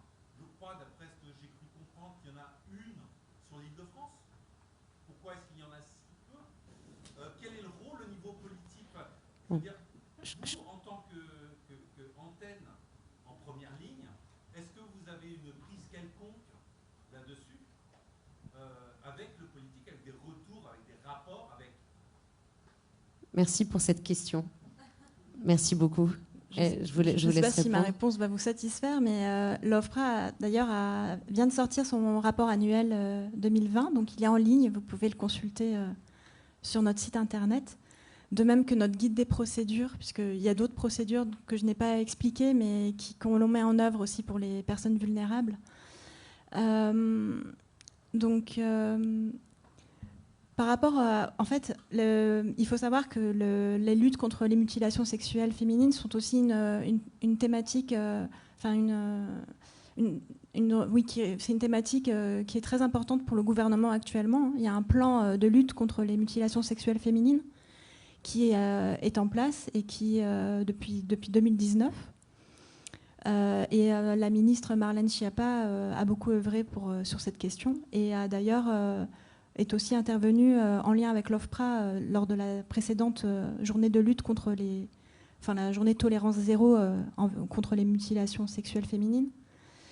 En fait, nous, on va accueillir en fait les demandes d'asile. Donc en fait, c'est aussi la photographie des demandes d'asile qui arrivent sur le territoire français. Donc on n'est pas représentatif de toutes les femmes victimes dans le monde des mutilations sexuelles. En plus, on va protéger en fait les personnes qui risquent d'être mutilées. Et certes, on va accueillir tous les jours des femmes qui ont été victimes, des femmes qui ont d'ailleurs été réparées, qu'on va pouvoir protéger aussi à ce titre. Mais c'est souvent leurs enfants en fait, qu'on va pouvoir être en mesure de protéger. Donc on travaille aussi dans les changements de mentalité. En fait, on est témoin de ces changements de mentalité. Mais voilà, au niveau d'une action politique, on va transmettre en fait énormément d'informations à toutes les familles qu'on va recevoir ou aux femmes seules avec leurs enfants, parce qu'elles sont nombreuses aussi. Et on va leur transmettre toutes ces informations. On va les informer aussi sur leur possibilité d'être reconstruites. On va les informer aussi sur toutes ces conséquences médicales. Parce que bien souvent, c'est à l'issue d'une grossesse et d'un accouchement sur le territoire français où elles ont pris conscience que tous les problèmes médicaux qu'elles ont pu avoir depuis leur enfance et puberté sont liés à leur excision. Parce qu'en fait, en tant que femme aussi, on en parle assez peu de tous nos soucis médicaux, et encore moins aussi, je pense, dans ces communautés. Donc c'est aussi des prises de conscience grâce au corps médical. Et par rapport aux unités médico-judiciaires, en fait, l'OFPRA a mis en place un dispositif particulier justement pour pouvoir veiller à l'intégrité des fillettes protégées, mais aussi pour s'assurer aussi de la réalité de l'intégrité des fillettes qu'on va protéger. Et donc on travaille aussi en lien avec les unités médico-judiciaires qui sont à même de pouvoir accueillir toutes les victimes, toutes les femmes, et dans un cadre sécurisé, avec un dispositif aussi du contrôle de l'intégrité du corps féminin, avec toutes les garanties nécessaires qu'un médecin peut-être de ville ne pourra peut-être pas prendre. Je suis désolée de vous couper, et surtout au milieu de sujets aussi importants, ça paraît complètement aberrant, mais malheureusement... on est victime du temps qui passe et de la nécessité d'avoir une nouvelle table ronde. Mais ce que je vous propose, c'est peut-être de continuer à avoir ce... Je crains qu'on n'ait pas le temps. Est-ce qu'on peut garder la question pour après, pendant le cocktail, quand on se retrouve? Je suis vraiment confuse. Mais je reçois des petits messages qui me disent que voilà, on n'a plus le temps, malheureusement. Mais en revanche, les sujets sont importants. On savait qu'on n'aurait pas le temps de traiter toutes les questions quand même liées à ce sujet et aux demandes d'asile et à tout ce qui en découle. Mais voilà, on le garde pour après. Donc je vous remercie infiniment. Je tiens juste à dire, pareil, peut-être quand même rapidement, que Assatou était aussi venu pour parler d'une association qui s'appelle Dialogue F. On va pas avoir le temps d'en parler très longtemps maintenant. Je suis vraiment confuse. On sait que le président est dans la salle. Est-ce que le président peut se lever et montrer son visage masqué, mais comme ça, peut-être qu'on peut en parler juste après. Et de toute façon, vous retrouvez toutes les informations, mais je pense que c'est important, voilà, qu'on évoque ce sujet après. Merci, je vous laisse quitter la salle et... être applaudis. Alors j'accueille maintenant, venez, les intervenants de la dernière table ronde. Je pense que vous savez qui vous êtes. Je vois que Rima s'est déjà levée. Je suis en train de chercher votre petite fiche. Oui, c'est bon. Je vous ai. Merci beaucoup de veiller à notre sécurité comme ça à chaque fois. On a Mohamed Arif Oula, qui doit nous rejoindre aussi. Il est là, formidable, médiateur FEA, originaire du Bangladesh, également journaliste rédacteur à France 24 et bénévole à l'association Planète Réfugiés Droits de l'Homme. On a aussi, donc, à ma gauche, Rima Hassan, qui a un parcours incroyable. J'espère qu'on aura le temps d'en parler et qu'on coupera pas, mais on va faire au mieux. Palestinienne née dans un camp syrien. Elle est arrivée à Niort à 10 ans, donc c'est une grosse transition et elle nous en parlera. Mais surtout, elle est rapporteure à la Cour nationale du droit d'asile et c'est en préparant son doctorat qu'elle s'est rendue compte qu'il manquait des informations concernant les camps de réfugiés. Donc qu'est-ce qu'elle a fait? Elle a créé un observatoire des camps de réfugiés, tout simplement. Voilà, une ONG, c'est très simple. On a aussi Sally Diop qui s'est installée, qui est elle aussi, c'est notre encore plein d'élus. Donc, qui est aujourd'hui vice-présidente, c'est ça, de la communauté d'agglomération de Meaux, en charge de l'insertion et de la formation professionnelle, mais aussi autrice du livre Imani et fondatrice de l'association qui porte le même nom. Et enfin, tout au bout, alors, on a Aminata Khan, que je ne connaissais pas encore, mais qui est bénéficiaire du programme d'empowerment organisé par Meet My Mama, dont Donia, l'une des cofondatrices, est présente et elle va pouvoir nous expliquer voilà, comment est-ce qu'on on aide et on empower des femmes, parce que cette troisième table ronde, quand même, l'idée, c'est ok, on a parlé des violences, on a parlé aussi du rôle des hommes. Le rôle des hommes reste important, de toute façon. En plus, on a notre médiateur FEA qui est là. Mais c'est vrai qu'il y a aussi des parcours terribles et en même temps des initiatives formidables, des parcours de résilience exceptionnels. Et c'est important qu'on en parle aussi, qu'on dise qu'il y a des... Enfin voilà, vous avez un exemple, quand même, encore un panel incroyable. Enfin, de toute façon, je crois que dans cette salle, ce soir, il y a un niveau de brillance, d'intelligence et de... Non, mais vraiment, je suis contente que tout soit capturé, que ceux qui ne sont pas présents puissent en bénéficier. Alors, pour le coup, du coup, je vais commencer avec vous, Arif. Alors vous êtes très conscient que les hommes sont les premiers auteurs des violences et aussi donc ceux qui doivent les arrêter. Vous êtes formé sur les violences faites aux femmes. Vous êtes très, très au fait du sujet des mariages forcés, justement. Est-ce que vous pouvez nous en parler, justement? Qu'est-ce qui vous anime et qu'est-ce qui a fait que vous avez décidé de devenir médiateur FEA? Bonjour, d'abord bonjour à tous et toutes. En fait, avant, j'ai travaillé sur la question des droits de l'homme avec plusieurs associations, mais sur la question de violences faites aux femmes, c'est vraiment la première fois. En fait, ça m'a touché parce que j'ai vu l'offre de le recrutement de médiateur sur Facebook par une amie, donc elle m'a recommandé. Comme ça, j'ai postulé après, ouais. J'ai passé l'entretien. Mais le truc, c'était très important. On a eu la formation sur la violence faite aux femmes qui existe aujourd'hui dans le monde. Mais vous savez très bien que le Bangladesh, c'est un pays d'Asie du Sud qui est vraiment touché largement par le mariage forcé précoce. C'est toujours au niveau mondial, dans le classement de mariage forcé, c'est dans toujours le premier 5 pays. Oui.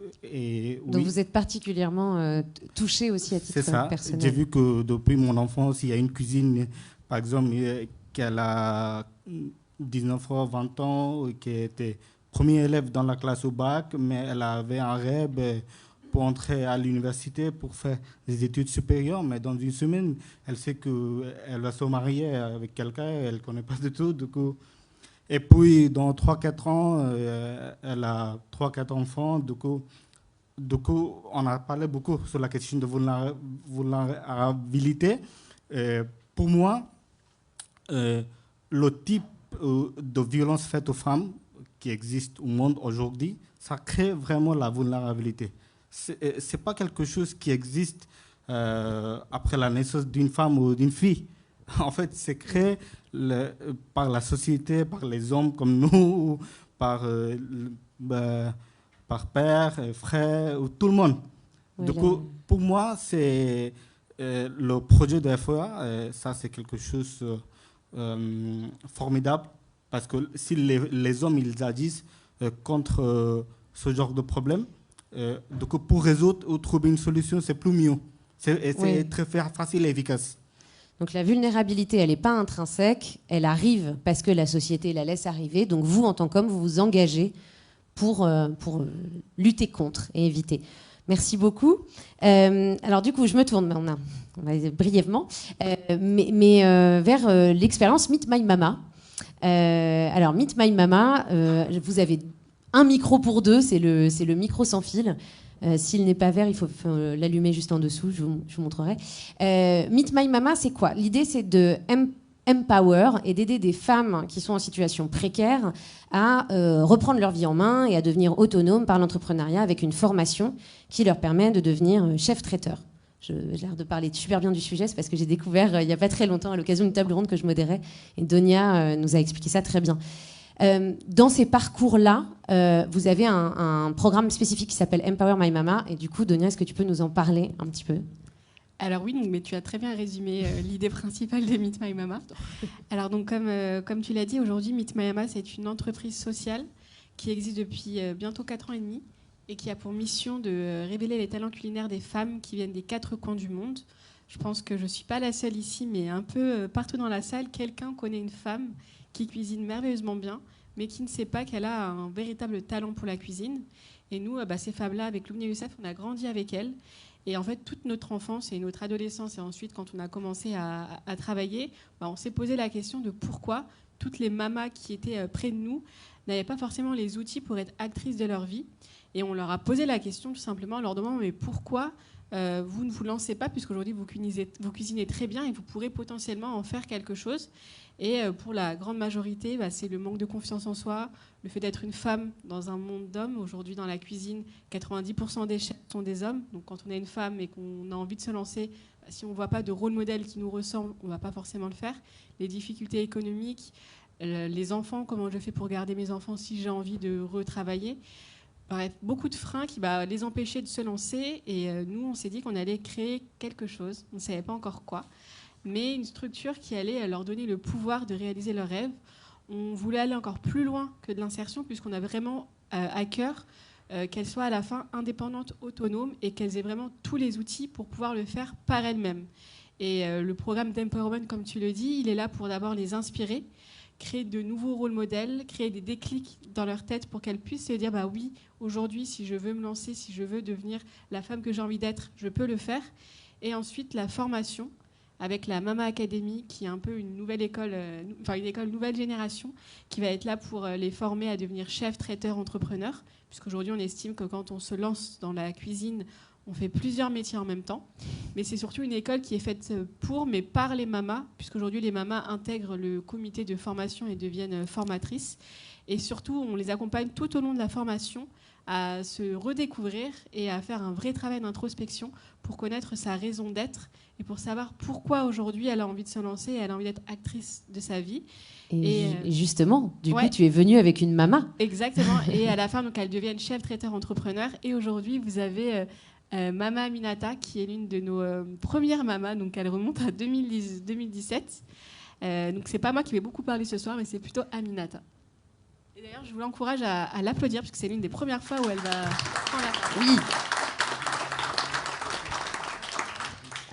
Bonsoir à tous. Alors Aminata, racontez-nous justement un petit peu ce parcours. En quoi ça vous a été vraiment utile de rencontrer les créatrices de Meet My Mama? Qu'est-ce que ça a déclenché en vous? Écoutez, rencontrer Dounia, parce que c'est la personne que j'ai rencontrée en premier chez Meet My Mama. Donc la rencontrer, ça m'a conforté dans mon idée, parce que moi j'ai un bac plus 5 en ressources humaines et j'ai voulu vivre de ma passion qui est la cuisine. Donc j'ai créé Métissave, le métissage des saveurs, qui est un restaurant gastronomique africain, et je suis traiteur événementiel. Donc, quand j'ai rencontré Meet My Mama, c'est une amie qui nous avait mis en relation parce qu'on avait le même projet, puisque en tant que cadre des ressources humaines, je voulais faire l'insertion des femmes issues des quartiers difficiles par l'activité de la restauration. Donc, du coup, on a échangé et Meet My Mama avait ce que moi je recherchais, c'est-à-dire les marchés et les formations. Parce que quand on sort des bureaux, c'est vrai, je cuisine, j'ai toujours cuisiné. La cuisine, c'est une passion qui s'hérite de mère en fille en Afrique. Voilà. On ne fait pas d'école de cuisine, c'est partout dans le monde d'ailleurs.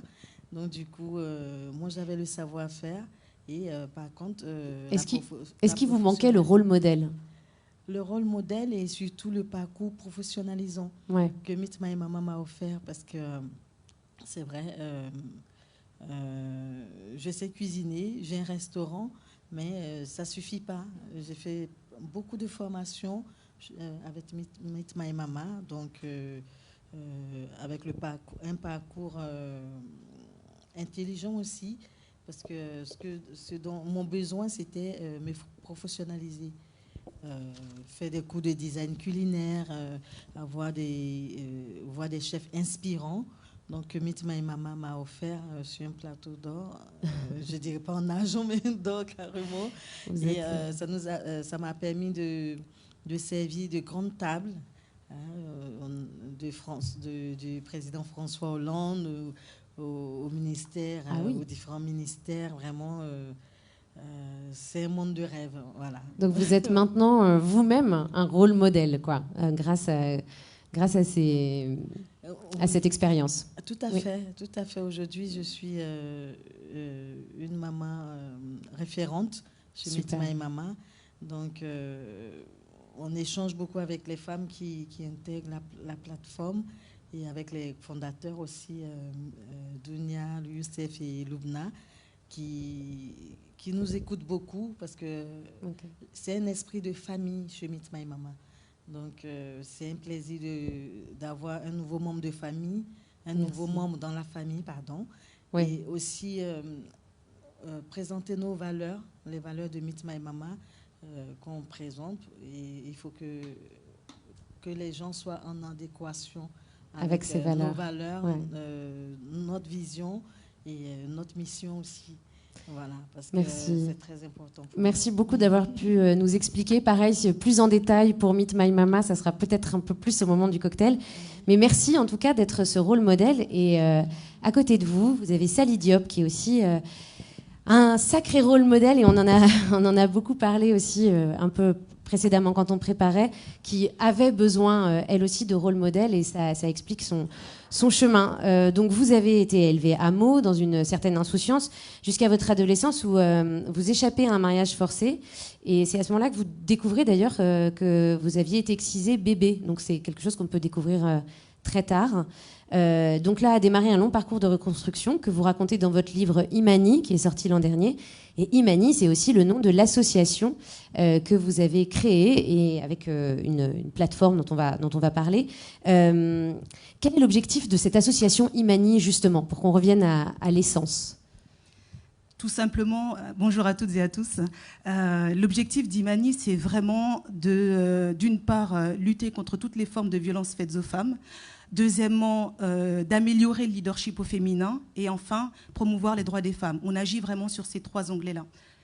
Alors, on peut détailler un petit peu quand même. Alors, du coup, comment est-ce qu'on agit avec cette association ? Alors, comment on agit comment on agit ? On a mis en place plusieurs actions. On a 4 actions sur lesquelles on travaille vraiment. La première action, c'est la sensibilisation dans les établissements scolaires. Parce que moi, je pense, et je pense comme nous tous ici, c'est l'éducation qui va faire changer les choses. Donc, notre première action, c'est d'aller vers les jeunes, de leur expliquer. Et donc, j'ai expliqué quand on s'était eu au téléphone que cette année, par exemple, on devait intervenir dans un collège, mais que dû au confinement, à la dernière minute, on a dû l'annuler, mais on avait une intervention qui était vraiment très intéressante. C'était une jeune fille qui a dit à sa prof d'histoire « Votre place est dans une cuisine ». Quand on l'interrogeait sur la place de la femme. Elle peut l'être, mais c'est faut vraiment qu'elle l'ait choisie et elle est la boss de la cuisine. Voilà. Et donc, nous, on avait décidé de faire intervenir parce que dans l'association Imani, il y a vraiment plein de personnes et des personnalités qui sont vraiment formidables, et notamment des hommes et des femmes, et devaient intervenir avec moi, notamment à travers mon parcours. Notre psychologue qui est une femme médecin, une sociologue, et un homme prof de philosophie à l'université.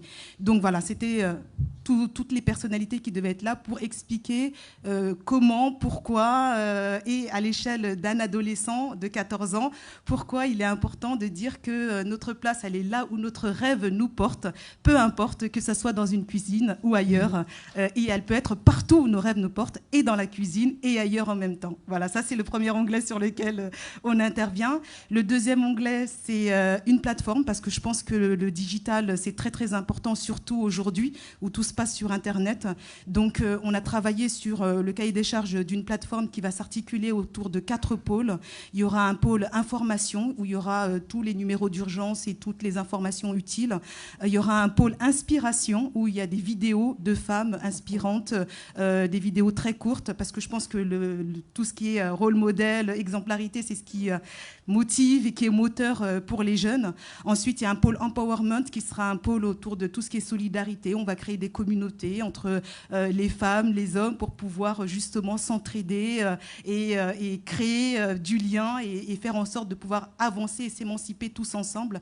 Et enfin, un pôle traçabilité, parce qu'il est important aujourd'hui de réfléchir, en tout cas d'évaluer les cas de violence qui sont faites aux femmes, et de voir où parfois il y a des blocages, et de recenser tout ça, à travailler avec tout le monde, parce que l'objectif, c'est de le mettre sur la plateforme pour pouvoir créer une mobilisation, comme le fait aujourd'hui les réseaux sociaux, une mobilisation du grand public pour mettre un petit peu la pression là où il faut, quand il faut, pour pouvoir faire avancer les différentes difficultés. Donc là, on est vraiment là-dessus. Je ne vais pas aller sur les termes techniques, mais on est en bonne voie pour pouvoir le Donc faire en train de se termes développer. En termes de mécénat de compétences. Est-ce que vous êtes encore en train de rechercher justement des voilà, fonds voilà, c'est peut-être le moment de passer un message. Et là, on est bien.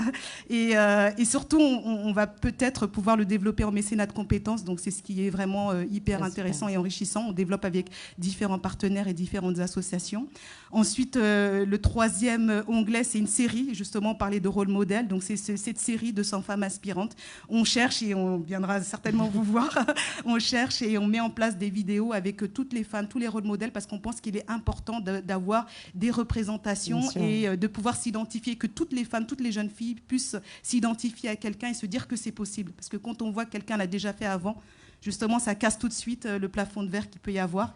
Et enfin, le dernier onglet pour terminer, c'est à terme, si on termine tout ça, c'est de pouvoir créer une structure d'accueil pour pouvoir accompagner ensuite psychologiquement et juridiquement les victimes. Voilà.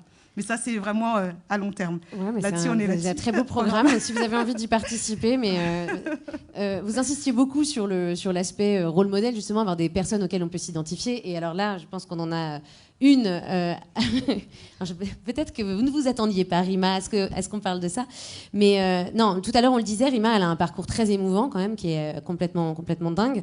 J'ai le droit de révéler votre âge ? Ouais. Vous n'avez que 20... Pas du tout, vous n'avez que 27 ans. Et 29, pardon. Bon, alors on dit 27, pas grave. Mais non, mais c'est... Et vous avez donc tout simplement monté l'Observatoire des camps de réfugiés. Est-ce que vous pouvez nous expliquer pourquoi vous avez dû le faire ? Bonsoir à toutes et à tous. Fin de semaine, fin de journée, vous êtes courageux et courageuses d'être là. Donc je salue, je vous remercie d'être là pour échanger avec nous sur ces sujets. Donc effectivement, me concernant, donc moi je suis née dans un camp de réfugiés et j'ai mis des années à comprendre que ma première référence identitaire c'était justement ce camp. Et donc je suis d'origine palestinienne, mais je suis née dans un camp de réfugiés en Syrie. dans lequel j'ai vécu donc plus d'une dizaine d'années. Et en arrivant en France, à chaque fois qu'on posait cette question très banale de mon lieu d'origine. T'es né où? Exactement, tu viens d'où? C'était toujours une question piège pour moi, parce que dire que j'étais palestinienne, j'avais l'impression de ne pas tout dire. Dire que j'étais syrienne, c'était clairement mentir. Et arrivé à un moment, il fallait limite faire un cours d'histoire pour comprendre pourquoi est-ce que j'étais née dans un camp de réfugiés. Et j'ai moi-même mis beaucoup de temps à comprendre ce que c'était un camp, pourquoi j'étais née dans un camp, et ce que ça nous a coûté de naître et de grandir dans un camp. Et donc, je me spécialise sur ces questions. Donc, je suis juriste de formation en droit international, et j'en arrive à un moment de la thèse. Je prépare une thèse pendant 2 ans sur la question du droit applicable dans les camps de réfugiés, et je me rends compte effectivement qu'il y a énormément de lacunes sur ces questions. Je pense qu'aujourd'hui, on est tous plus ou moins sensibilisés sur les questions de réfugiés et d'exil. Pour autant, je ne suis pas sûre qu'il y ait une personne dans la salle capable de me citer une dizaine de camps de réfugiés en les localisant sur une cartographie, par exemple. Alors qu'il y en a des centaines et des centaines, voire des milliers. Donc, c'est vous dire à quel point on est tous ignorants et ignorantes collectivement sur ces questions, alors même qu'aujourd'hui, un réfugié sur 4 vit dans un camp, un déplacé interne sur 2 vit dans un camp, et je ne parle pas des chiffres des migrants, donc c'est surtout des demandeurs et des demandeuses d'asile, qui sont des réalités d'encampement qu'on a notamment en Europe, qui sont également des personnes en exil et qui sont encampées. Mais parce qu'un camp, normalement, c'est temporaire, c'est ça aussi. Oui, effectivement. Donc, toute la problématique, déjà, c'est que... C'est du temporaire qui dure. Exactement. Il y a un vide juridique, en fait, sur la question de l'installation des camps. Ce n'est prévu par aucune disposition internationale comme étant une solution durable. Donc, les 3 solutions durables en matière de traitement des réfugiés, c'est l'accueil, le rapatriement volontaire ou bien la réinstallation. Donc là, c'est quand un pays tiers, autre que le pays d'origine ou le pays d'accueil, va se positionner avec des partenariats avec les gestionnaires des camps pour justement accueillir ces populations dans son état. Donc effectivement, le camp, c'est un peu un vide juridique, c'est un peu un ovni en matière d'accueil des réfugiés. Il est très difficile d'avoir du coup une approche globale justement de ce qui se passe dans les camps. C'est pour ça qu'au sein de l'Observatoire, nous on étudie vraiment les camps les uns après les autres, et on mène effectivement des études et des enquêtes et des consultations de terrain sur chaque camp. Et sur le site internet de l'Observatoire, vous pouvez retrouver justement une cartographie des camps qui est extrêmement importante pour moi, parce que pendant des années, effectivement, quand je citais le nom du camp dans lequel j'ai grandi, donc qui est le camp de Nerab, à côté de la banlieue d'Alep, personne ne savait où c'était. Donc, c'est très important pour moi de visibiliser et de donner une existence géographique aux camps de réfugiés, qui sont des lieux de vie à part entière, qui sont des sociétés à part entière aujourd'hui, puisque la durée de vie d'un camp aujourd'hui, c'est 11,7 ans. Donc, c'est tout sauf des lieux d'accueil qui sont temporaires. Demi-génération, quoi. Exactement. Et encore, moi, j'ai connu l'encampement, mais sur des générations. C'est mes grands-parents qui ont migré en Syrie. Et mes parents sont nés dans le camp, je suis née dans le camp, et j'ai encore de la famille qui est dans ce camp, et les générations se succèdent dans ce camp. Donc voilà, grosso modo, les raisons un peu d'être de cet observatoire. Ça part d'un vécu personnel, mais aussi d'un certain nombre de constatations, un peu avec une casquette scientifique sur ces questions. Et dans le sujet justement du vide juridique, donc de l'existence des camps, mais du vide juridique aussi de l'organisation sociale dans les camps. Et les femmes, j'imagine, sont particulièrement... vulnérable, j'imagine, dans cette situation. Je suis désolée d'intervenir à la fin parce que je ne vais pas être très positive. Mais effectivement, alors il y a des choses qui sont faites. Je vais finir peut-être par une note positive, donc je le garde pour la fin. Mais il faut savoir que dans les camps, tous les réfugiés ne bénéficient pas d'un statut protecteur. Donc la Convention de Genève relative au statut de réfugié est parfois appliquée. Et donc, effectivement, on peut avoir des camps où là, on a un octroi du statut qui va être fait aux réfugiés femmes, hommes, en fonction de leur situation. Mais on a énormément de camps dans lesquels il n'y a pas justement de protection, de statut protecteur pour les personnes qui y vivent. Donc qui dit absence de statut protecteur dit absence de droit. C'est ce que je disais tout à l'heure. Donc c'est souvent des zones qui sont des zones de non-droit. Je vais être très concrète parce que voilà, je ne vais pas vous endormir avec des dispositions juridiques sur ces questions. Mais pour être très concrète, aujourd'hui, si une femme, par exemple, qui vit dans un camp se fait violer dans le camp, la seule option qui va être envisagée, c'est éventuellement de la déplacer ou de l'installer dans un autre camp. Il va y avoir aucune aucun moyen de saisir des autorités judiciaires locales, de faire appliquer un droit, d'accompagner la personne concernée dans justement un travail de réparation et surtout de justice. Enfin, c'est quand même, on est tous d'accord aujourd'hui au fait que le premier pas, c'est quand même la justice pour se remettre d'événements aussi traumatiques. Donc, pour être très concrète, voilà, le fait que ça soit des zones un peu de non-droit, il est très compliqué. Il est très compliqué pour les personnes qui vivent, et notamment les femmes, d'être protégées. Et ce sont surtout, alors juste quelques mots sur ça, parce que là aussi c'est très important, les camps, ce sont des sociétés d'échecs. C'est un peu brutal sur la question, c'est un peu frontal, mais ce sont des sociétés d'échecs. Un camp se crée quand un État d'origine a été incapable de protéger ses ressortissants et quand un État hôte est incapable de les accueillir. C'est dans ces circonstances assez schématiques qu'un camp va être créé. Sur une société d'échecs, il est très compliqué de réussir des choses. Donc, généralement, il y a énormément de choses qui sont bâclées et les femmes sont majoritaires dans les camps de réfugiés. On a une moyenne de 70% de population dans les camps qui sont majoritairement donc, des femmes et des enfants. Et pour autant, ce sont les endroits au monde où elles sont les plus exposées, du fait des phénomènes de surpopulation dans les camps, du fait d'absence de dispositions juridiques ou légales qui peuvent être saisies et applicables, et du fait surtout des parcours traumatiques. Les camps, on est vraiment au cœur des traumatismes de guerre, de conflits. Ce sont des zones d'accueil qui sont conçues dans l'urgence. Et donc, tous les traumatismes de l'exil et des raisons pour lesquelles on a décidé de partir vont se cristalliser dans un espace où il y a très peu de perspectives d'avenir, où il y a très peu... les conditions dans lesquelles vivent les populations sont très précaires.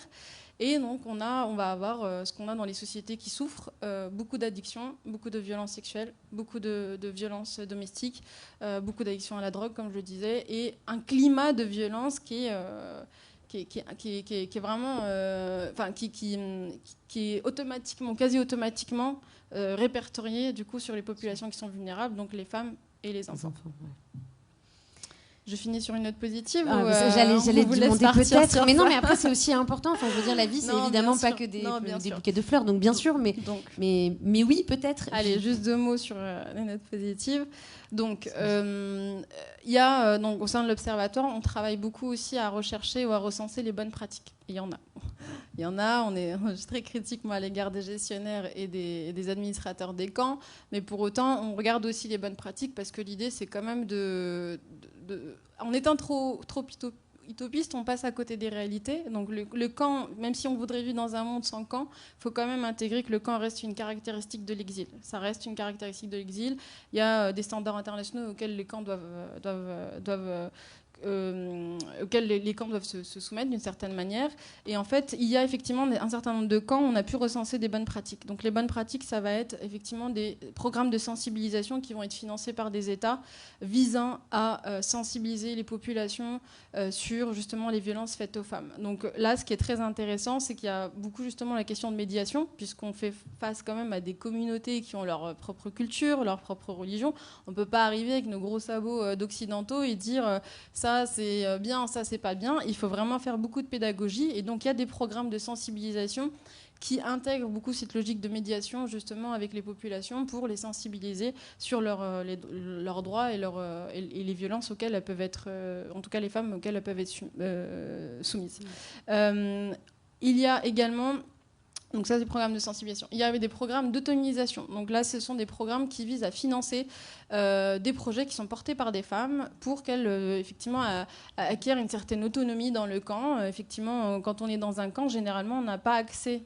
Il y a des exceptions, on n'a pas accès au marché du travail du pays dans lequel on est. Donc il faut créer des nouvelles ressources dans le camp pour vivre. Et donc il peut y avoir effectivement des projets visant à financer des femmes entrepreneurs, entrepreneuses, qui ont des projets d'ouvrir des petites, soit une supérette, de faire partager justement des des cuisines ou des plats, partager un savoir-faire, et donc elles peuvent bénéficier d'un certain nombre de bourses pour porter leur projet, même dans le camp de réfugiés. Et enfin, dernier point, les bonnes pratiques, ça va être... moi, je suis juriste de formation, donc je suis très attentive à ça. Les bonnes pratiques, ça va être aussi des pratiques en termes des engagements internationaux ou à l'échelle nationale, au niveau justement législatif, qui vont être protectrices, ou particulièrement protectrices à l'égard des femmes dans les camps. Donc on va avoir des États, effectivement, qui vont se positionner sur ces questions et qui vont impulser un certain nombre de bonnes pratiques dans les camps et qui vont surtout les inscrire dans leur législation ou nouer des partenariats ou des conventions ou mener des déclarations sur ces questions pour faire rayonner justement ces bonnes pratiques. Et petite pensée, je termine. J'ai une toute petite pensée parce que c'est le hasard du calendrier, mais la Turquie est sortie entre hier et aujourd'hui de la convention d'Istanbul qui réprime justement donc, les violences faites aux femmes. Et donc voilà, j'ai une petite pensée pour les femmes qui sont en Turquie, et c'est l'occasion aussi de se rappeler que rien n'est acquis, et même quand on a le sentiment qu'un État a validé un certain nombre de dispositions et au point de ratifier une convention régionale sur ces questions, cet événement nous rappelle à quel point effectivement ces questions sont tangibles et nécessitent qu'on soit tous et toutes encore mobilisés dessus et qu'on prenne encore le temps d'échanger sur ces questions. Et dans les autres pratiques très positives, il y a donc l'Observatoire des camps de réfugiés qui œuvre régulièrement, et puis il y a des parcours de RIMA Role Model, donc on l'a, la sortie positive. Je me tourne vers les organisateurs pour savoir, sachant qu'il est 19h52, on a un peu débordé, est-ce qu'on a le temps pour des questions ou pas? J'ai juste besoin d'un... Oui? Alors, du coup, est-ce que vous avez des questions? Non. On a répondu à tout. Bon, bah parfait.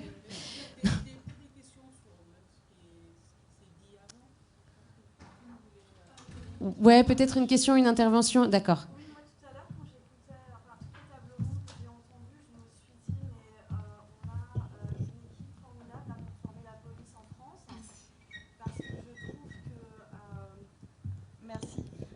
Je suis effarée par la manière dont les plaintes sont prises par les policiers en France en matière de violences faites aux femmes, et toutes les personnes que j'ai entendues dans ces 3 tables rondes peuvent former une équipe formidable, ne serait-ce que pour sensibiliser la plateforme qui s'appelle arrêtonslesviolences.gouv.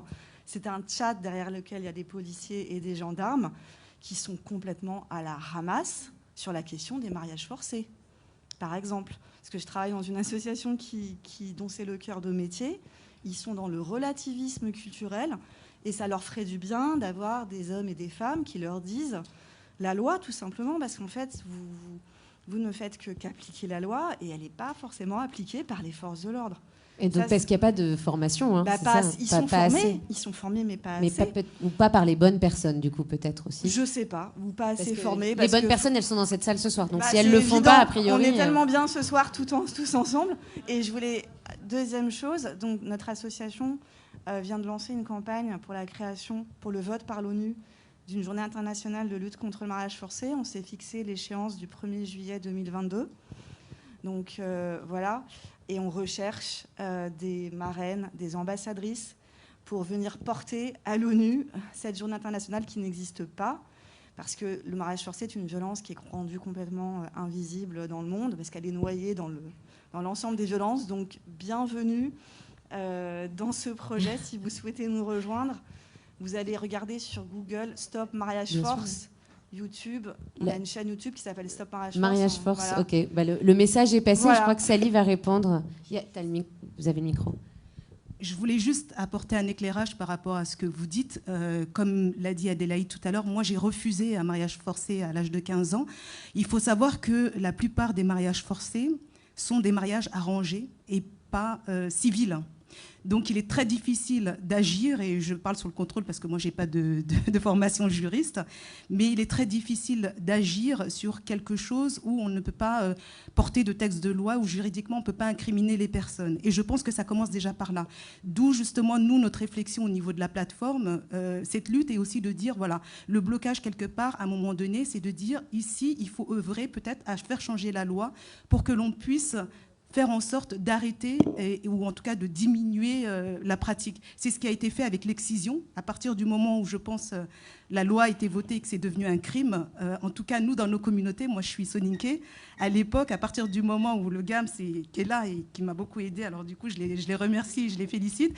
Et à partir de ce moment-là, je pense que dans les communautés, ça a résonné, ça a fait écho, et tout de suite, ça a diminué. Alors, je ne sais pas encore on va les bien chiffres, s'entendre mais parce voilà. que je suis juriste aussi, et en fait, alors je ne suis pas très chauvine, mais la France, à mon sens, elle a l'une des meilleures législations de répression du mariage forcé parce qu'on a transposé l'article 37.2 de la Convention d'Istanbul, donc qui interdit de raconter n'importe quoi à sa fille ou à son fils pour la déterminer à se rendre à l'étranger où elle risque un mariage forcé. Typiquement, ta grand-mère est malade, si tu ne viens pas, tu ne vas jamais la revoir. Et puis, on a aussi sanctionné, depuis 2010, un ensemble de violences, de crimes, enfin de meurtres et d'actes de torture, dès lors qu'ils sont commis en raison du refus de se marier, qu'il s'agisse d'un mariage civil ou d'une union coutumière. Donc, très sincèrement, alors là, pour une fois que je peux dire que la France, youpi, voilà, la formation de la police, ça reste à refaire. Ouais. Et je ne sais pas comment vous appelez, Madame l'animatrice, mais je vous veux pour animer l'événement international. Alors c'est très gentil, mais non, vraiment non. Applaudissez les autres. Voilà, aussi. Applaudissez-vous vous, parce qu'il y a vraiment des gens bien. Dans un an, on attend, mais vraiment, je suis contente d'être venue ce soir. Bah merci. Écoutez, en tout cas, comment ne pas être animé quand on rencontre des gens pareils. Enfin, je sais pas. Moi, je me sens complètement nulle. Bien sûr. Oui, ça c'est gentil. Hein. On a des lingettes, j'espère.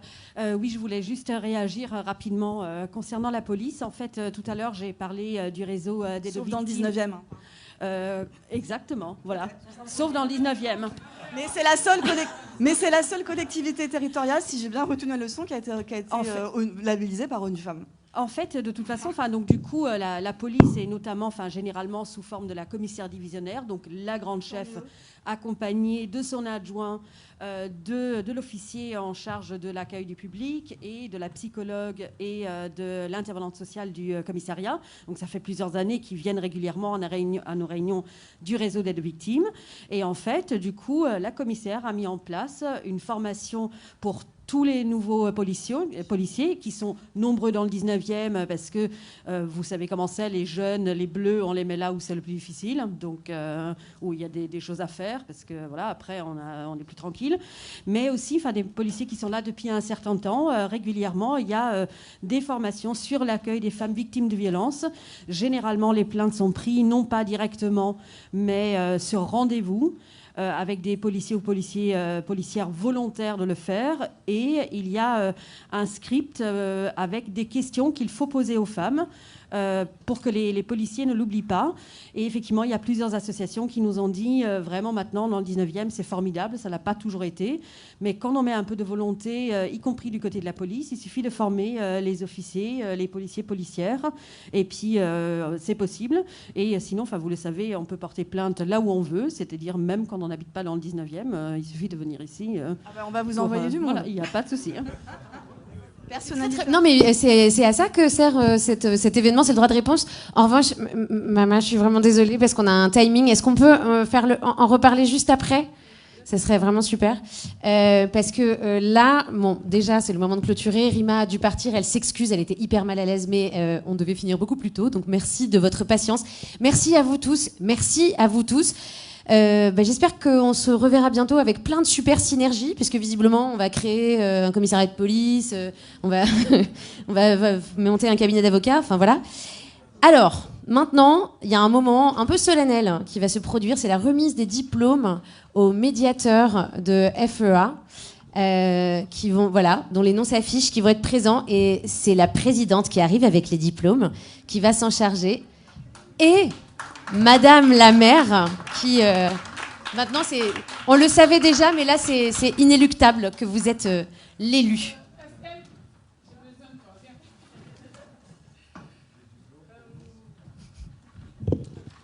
C'est sublime. Merci. Je vais encore vous remercier vraiment infiniment. Comme disait tout à l'heure Rima, on est vendredi, fin de semaine. Et vraiment, voilà, je vous remercie beaucoup, beaucoup d'avoir pris votre temps pour venir vraiment être avec nous lors de cet événement. Comme je vous disais dans le discours tout à l'heure, on a formé des médiateurs. Donc le projet MFGE, les hommes s'engagent pour l'égalité femmes-hommes. Vraiment, vous avez vu les hommes, hein, ils sont passés, comme je vous disais au début, voilà, ils sont top et top.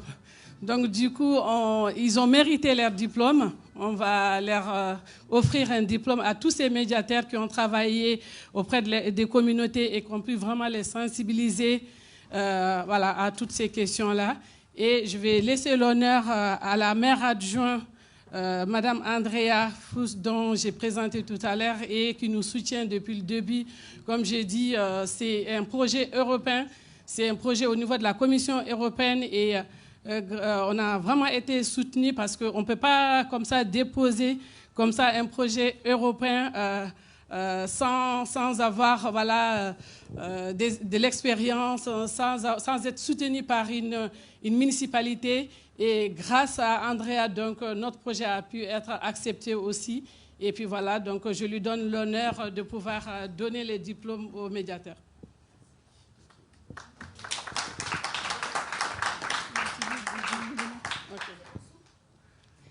Bon, merci à toutes et à tous d'être là. Moi, je tenais aussi à remercier tous nos médiateurs. Alors, tous ne sont pas là aujourd'hui, mais je voulais juste dire que c'était très agréable de travailler avec eux. On n'a pas tout à fait fini encore, il nous reste un peu de travail. Mais voilà, je pense que c'était important de tous les remercier. Donc, je vais appeler, dans l'ordre d'apparition aujourd'hui, Ibrahima Diallo.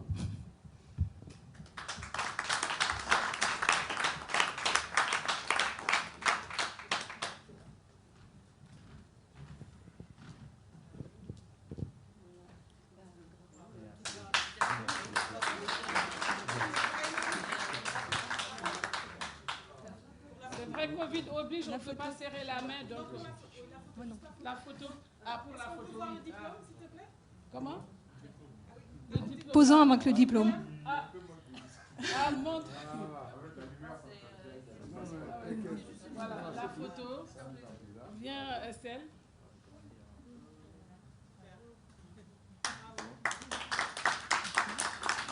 Merci, Brahima. Alors, Mounir, si tu peux revenir sur scène, s'il te plaît.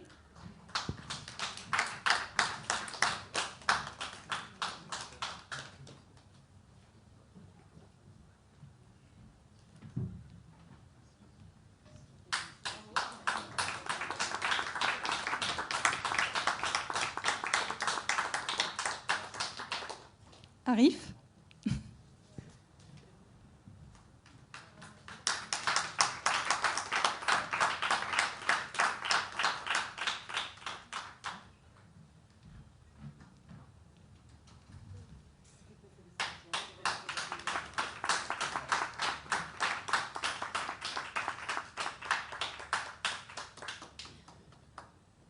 Alors, je vais appeler notre second Ibrahima Telli Diallo, qui, pour la petite histoire, a aussi parlé directement à l'Union européenne dans le cadre d'une réunion de plaidoyer. Moi, je pense qu'il faut aussi le féliciter pour ça.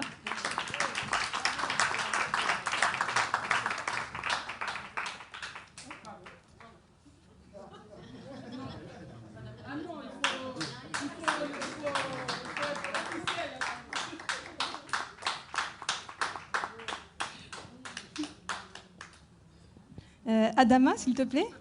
Alors, spéciale dédicace aussi à Adama qui a été chargé de nettoyer les micros et d'accueillir aussi certaines personnes dans l'entrée et qui a lui aussi parlé à l'Union européenne et en plus lors de la conférence internationale que nous avons eue ce mercredi.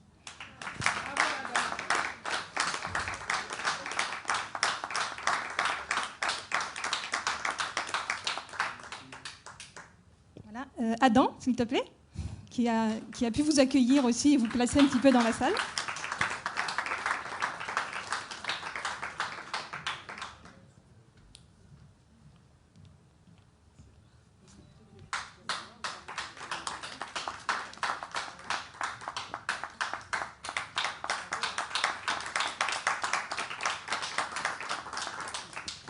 Abdel Latif.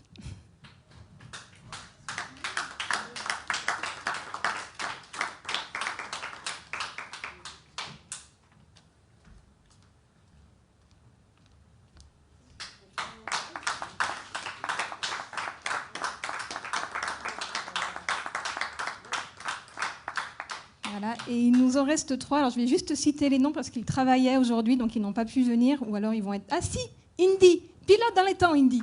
Viens recevoir ton certificat.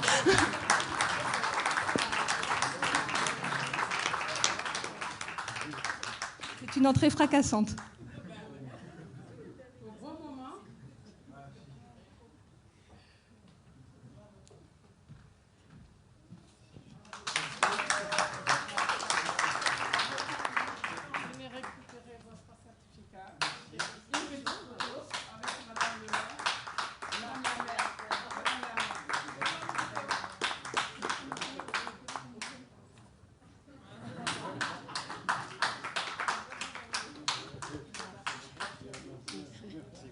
Merci à tous. Et il nous reste, on peut applaudir même s'ils ne sont pas là, Khalifa et Sefatoula.